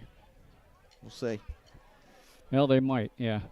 They back them up to a 3rd and 15, and they just run the ball a couple of times. You don't get the first down. You have Cape deep. Right. They've got to score twice. Coach Timpson may also just burn a timeout at 1. Yeah. Yep, there he goes. Calls the timeout. Wants to keep that yardage. Yep. Let's step aside for 30 seconds. We'll be right back after this on Delaware Live, powered by 302 Sports. Hi, it's Scott and Lauren from Sodell Concepts. And today we're at Catch 54 in Fenwick Island, Delaware. Catch 54 is committed to serving beautiful, simple coastal cuisine overlooking the bay. House favorites include signature crab cakes, shrimp and grits, our famous 54 burger, all accompanied by a wine spectator wine list and a great selection of craft ales and cocktails. Catch 54 offers delicious nightly specials, award-winning waterfront dining views, and the best happy hour in town. Catch 54 in Fenwick Island, Delaware, open 7 days a week. See you soon. Hi, it's Scott and Lauren from Sodell Concepts. And today we're at Catch 54 in Fenwick Island, Delaware. Catch 54 is committed to serving beautiful, simple coastal cuisine overlooking the bay. House favorites include signature crab cakes, shrimp and grits, our famous 54 burger, all accompanied by a wine spectator wine. Glenn Fraser alongside Pat Garriantes here at Appoquinimink High School. Nick Halliday on camera as we have 4:19 to go in the ball game. Cape with a 3rd down and 10 at the Viking 15-yard line. The Appo Jags with the ball. And again, there's a snap to Weatherspoon. Trying to get to the outside, turns the corner at the 10, and he's in for the touchdown. So the helmet coming off with Von Brandt did not hurt Appo a bit. No.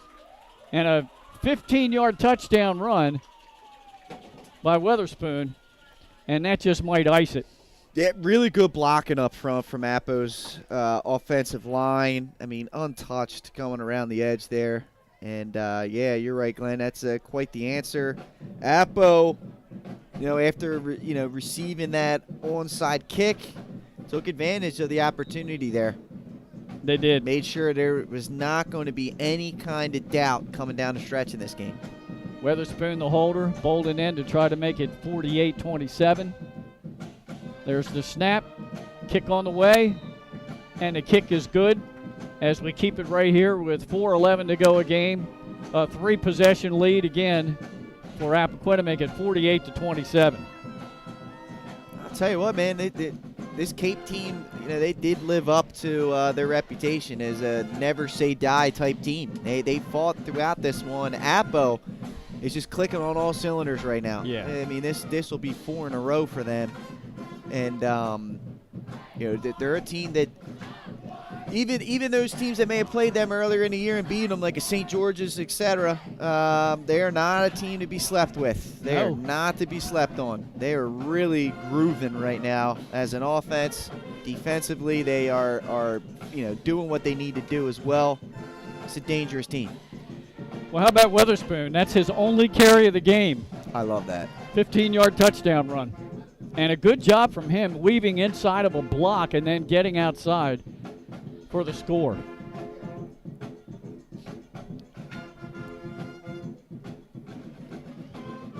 See it bold and boots this one deep. Another touchdown by Cape, and we'll be in the 80s. And we'll be close.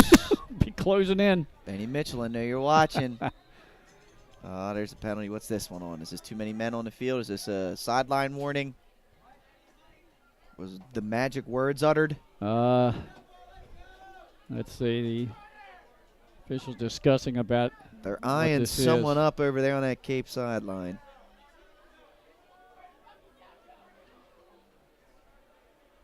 Unsportsmanlike against Cape Henlopen. Somebody has texted me. I'm not sure who it was. They said the ball was past 10 yards when the Cape player touched it. It's a legal play. Can't blame the refs. Probably legal by a foot. Exactly. We haven't blamed exactly. them. We're just stating facts that it looked like it would have been a clean play for Cape to retain possession. And you're exactly right. I mean, it was a matter of inches on that one right there. Yeah. So it was a penalty, I guess, against the sideline, unsportsmanlike against Cape. Yeah, someone uttered the magic words over there. So that's going to allow Bolden to kick off from the 45. He should easily be able to put this into the end zone for the touchback. You want to know what his field goal range is? Now, I know it's a little bit different kicking off a tee here, and you got a way more head start, but let's see. And the wind's blowing. Let's see. Yeah, let's see if he tries to put it through the uprights. He's going to try. And it is good. They even signal good down there in the end zone. All right, 20-yard line for Cape. Plenty of time for them to get on the board again, but they're going to have to score 3 times, which means we're probably going to see another onside kick attempt. Yeah. If they're fortunate enough to get another score here. A lot of offense tonight by these two teams. I tell you what, Cape Henlopen is the most dangerous 1-7 team in the state. And they're going to be a hard out for somebody in the first round of the 3A playoffs. Without a doubt. D'Ambrosi back to pass, looking near sideline on the out pattern, and it's dropped and incomplete. That's usually the sure hands of Jacob Schell. Just a little bit out of reach. Had 2 receivers out there. He was the slot receiver might have blocked his view a little bit. You're right. They are, but to your point, they are a dangerous 1-7 team. And if you put them down in like a 2A, they got a winning record right now and are probably one of our favorites. Yeah. Now D'Ambrosi looking far side. Completes that pass, breaking a tackle and getting out to the 35-yard line. Yeah, it's Johnson again. Chancellor Johnson. He might be the leading receiver for yardage in this ball game. That goes for 15 yards. Johnson has 2 touchdown receptions in the game. A 65-yarder and a 28-yarder. And a big interception, too, with a deep return. Rolling near side, pump fake, throws back, screen. Middle screen is picked off. Picked off by Weatherspoon and returned to the 20-yard line. Boy, he stayed at home and read that screen perfectly. That wasn't Weatherspoon. That was number 44 in the game. Braden Earl. Yeah, Braden Earl, the senior. And the wind is so bad now it's blowing all of our paperwork around the press box. It is. But you're right, Glenn. Earl sniffed that one out and stayed in wonderful position. D'Ambrosi kind of threw that back blind, anticipating the defense was going to be thrown off, and he hit number 44 right in between the numbers there. And Appo, it's I'm losing impressive. everything. Oh, boy, Glenn. Holy smokes. It's the Windy City. It is gusty. West Middletown, the Windy City. The chill's starting to make its way into the press box. Yeah. They let the doors open here off to the side. That's why. Rogers with the ball. He pounds down close to the 15-yard line. He'll pick up 5 on first down. Thank you. Yeah, that's our friendly public address announcer, Mark Olivas, saving us.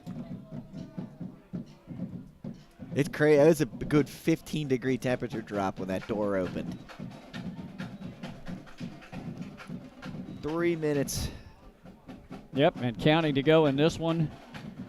Well, Cape's going to go to 1-7. Appo is riding a 4-game winning streak now as they'll improve to 5-3, and they go to Smyrna next Friday. McConomy with the ball, slashes back, cuts it back at the 5, into the end zone. Mr. 160, get his 160? I think he probably did. That goes for 16 yards.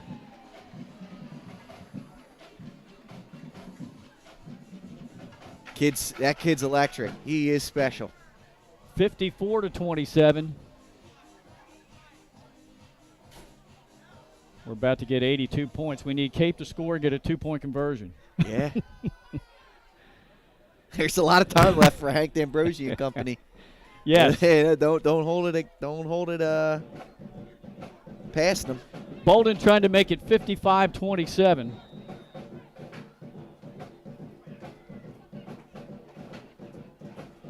Witherspoon will hold her down. Kick on the way. Good. Kick is good. 2:43 to go. 55-27 Appo. What a job by Appo. I know we keep saying this after every score because then there's an answer by Cape, but right. No, I mean Appo is clicking, Glenn. They really are. And this Class 3A, this playoffs is going to be fun to watch, especially early on. These early matchups are going to be good ones. Let's see, I got McConomy for, 20, 30, 90, 104, 141. Oh, he's close, Glenn. And he only had 37 at half. Yeah. It's been a big second half for him. A couple big plays.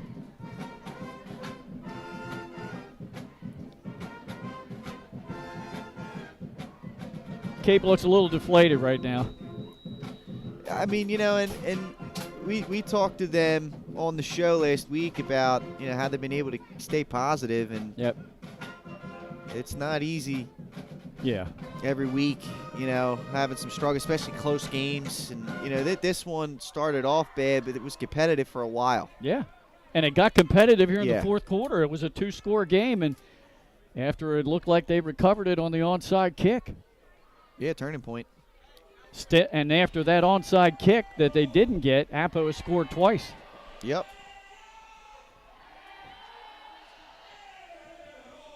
Oh, the little Freddie Mercury Live Aid back and forth being played.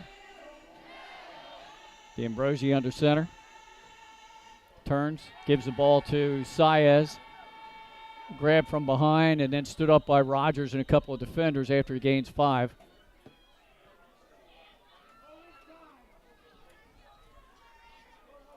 As you said, I mean, and Cape, dangerous 1-17. The thing that's going to keep you getting up in the morning and showing up to practice and putting the effort in is the fact that you still get a chance come playoff time to avenge all these losses. Right. It's going to keep you engaged. Handoff right up the middle again. A couple of yards before he's pushed back. Let's see if they umpire who the ball carrier was that time. I think that was our young man, James. Was that James? Again. It was James. He got a couple. I have him now for 155 yards rushing. Yeah, unbelievable. Again, only a freshman, folks. This young man.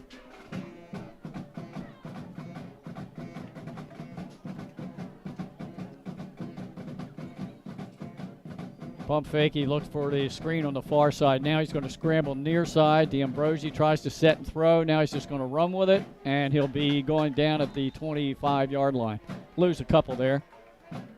There's that man again, Jordan Linsmeyer. Linsmeyer, Rogers, Parsons. Yep. Solid defensive effort, even though Cape has put a lot of yards up offensively.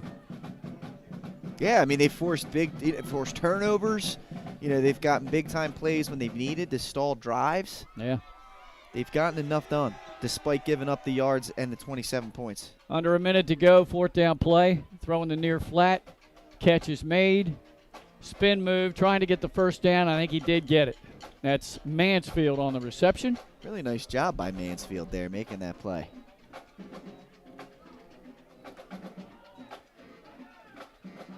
Got just enough for the first down. Moves the chains at the 32-yard line. Clock running under 45 seconds to go. Quick throw out in the flat. Dropped. He had to come behind him, had to come back and try to catch the ball in an awkward position. Mansfield incomplete.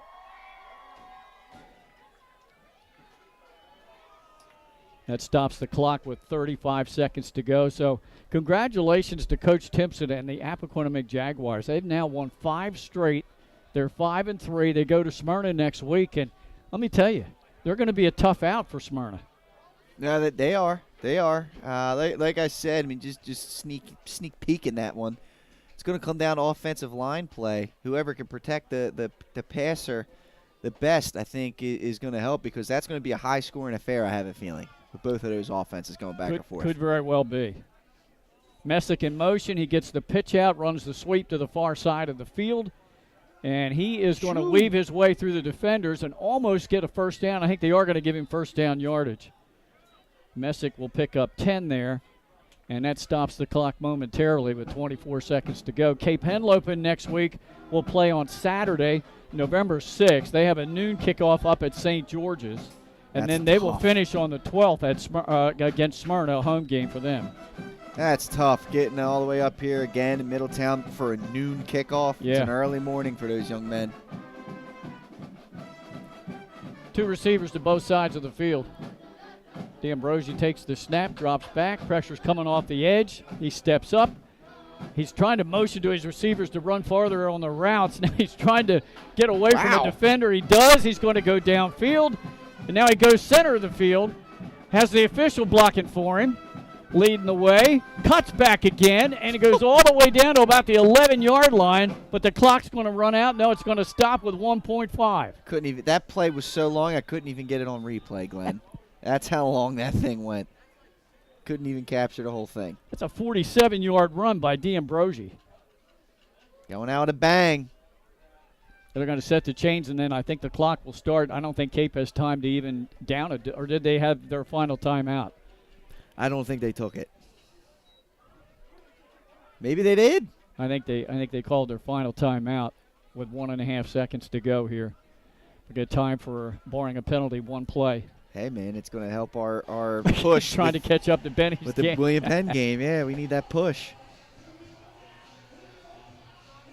It's 82 points right now. As we see the traffic out beyond the visiting bleachers heading down the 301 bypass here in Middletown. It's crazy to see that thing up and running, because I can remember doing games before the pandemic, and they were just started. Yeah.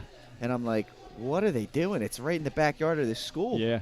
It's a great time saver, I got to tell you. Yeah. All right, here we go, folks.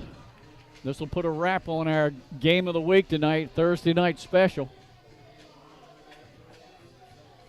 I say just have D'Ambrosi dance around all over the field, and maybe he can score again.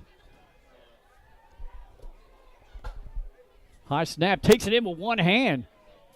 Was going to throw it in the end zone, then he pulled it back. Now he runs with it. He reverses field. Here we go again. They're trying to juke some people, throws in the end zone, and it's incomplete. And that will end the ball game. I'll tell you what, it looks like a whitewash up there at 55-27, but this was a very exciting ball game as both teams had some awesome plays. Yeah, no, it was a closer game than that final score suggests. And, yeah, I mean, this is the story of Cape's year, though. I mean, they've been close, they've been competitive, and then things just don't work out for them. But, yeah, I mean, what a game, Glenn. You can't ask for a better one than that. Well, really, really entertaining. All right, let's step aside. We'll be back and wrap this thing up with some unofficial stats here on Delaware Live, powered by 302 Sports. Welcome to Premier Physical Therapy and Sports Performance. We're a locally owned outpatient physical therapy practice with convenient locations in all 3 counties in Delaware. At Premier, we have experienced physical therapists with advanced credentials, but their hospitality, passion, and enthusiasm is what makes the difference for you. Find our convenient locations at premierptsp.com. You may have tried physical therapy, but have you tried Premier? Welcome to Premier Physical Therapy and Sports Performance. We're a locally owned outpatient physical therapy practice with convenient locations in all 3 counties in Delaware. At Brewing Company in Rehoboth Beach, Delaware, come check us out. Located in the Rehoboth Gateway next to Blue Coast Rehoboth, Thompson Island will follow the Sodell tradition of serving beautiful, simple food that will pair perfectly with our fresh homemade beer. Thompson Island is a perfect place to have dinner with your family, enjoy happy hour with friends at the bar, or spend a day in the beer garden playing bocce ball and ping pong. Thompson Island Brewing Company in Rehoboth Beach, Delaware, open 7 days a week. See you soon. High Five Hospitality was founded in 2004 when 3 guys teamed up to introduce the Buffalo Wild Wings franchise concept to Delaware.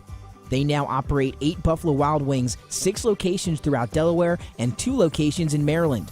B-Dubs has weekly and game day specials on their delicious food and beverages. Stop in one of their convenient locations today. The Stone Balloon Ale House features a unique blend of crafted food and an array of spirits, all flavored with a dash of nostalgia. Our culinary mantra is comfort food playfully reimagined, and we prepare seasonal favorites that strive to please the palate and resurface a memory. Limestone Barbecue, from our mouth-watering Texas-style brisket, fall-off-the-bone chicken, and St. Louis ribs. Southern-style sides, mac and cheese, baked beans. Back here after an exciting night here at Appoquinimink High School, and the home team Jaguars improved their winning streak to 4 straight with a 55-27 win over Cape Henlopen. It was 27-7 at the half. Both teams scored twice in the third quarter. Von Brandt on a 28-yard run, a 33-yard run by Cape Saez, a 60-yard run by Appo's Appoquinimink, and a 27-yard pass to Johnson by Cape. It was 41-20 at the end of 3 quarters. Cape then scored on a 1-yard run by D'Ambrosi to cut it to 41-27. Then it looked like they recovered the onside kick. The ball was given to Appoquinimink at midfield. They scored 2 more touchdowns on a 15-yard run by Weatherspoon and a 16-yard run by Appoquinimink to make the final 55-27. Where do you see these unofficial stats? Let's start with the home team. 69 yards rushing by Von Brandt, who also passed for 209. 15 yards and a touchdown for Weatherspoon, 141 yards rushing for Appoquinimink, and he had 2 touchdowns, and 33 yards for Rogers. 258 on the ground, 209 in the air, 467 total yards for the home team. Wow. Now for Cape, who was outscored 55-27. Yeah. 100 yards rushing for D'Ambrosi, who also passed for 188.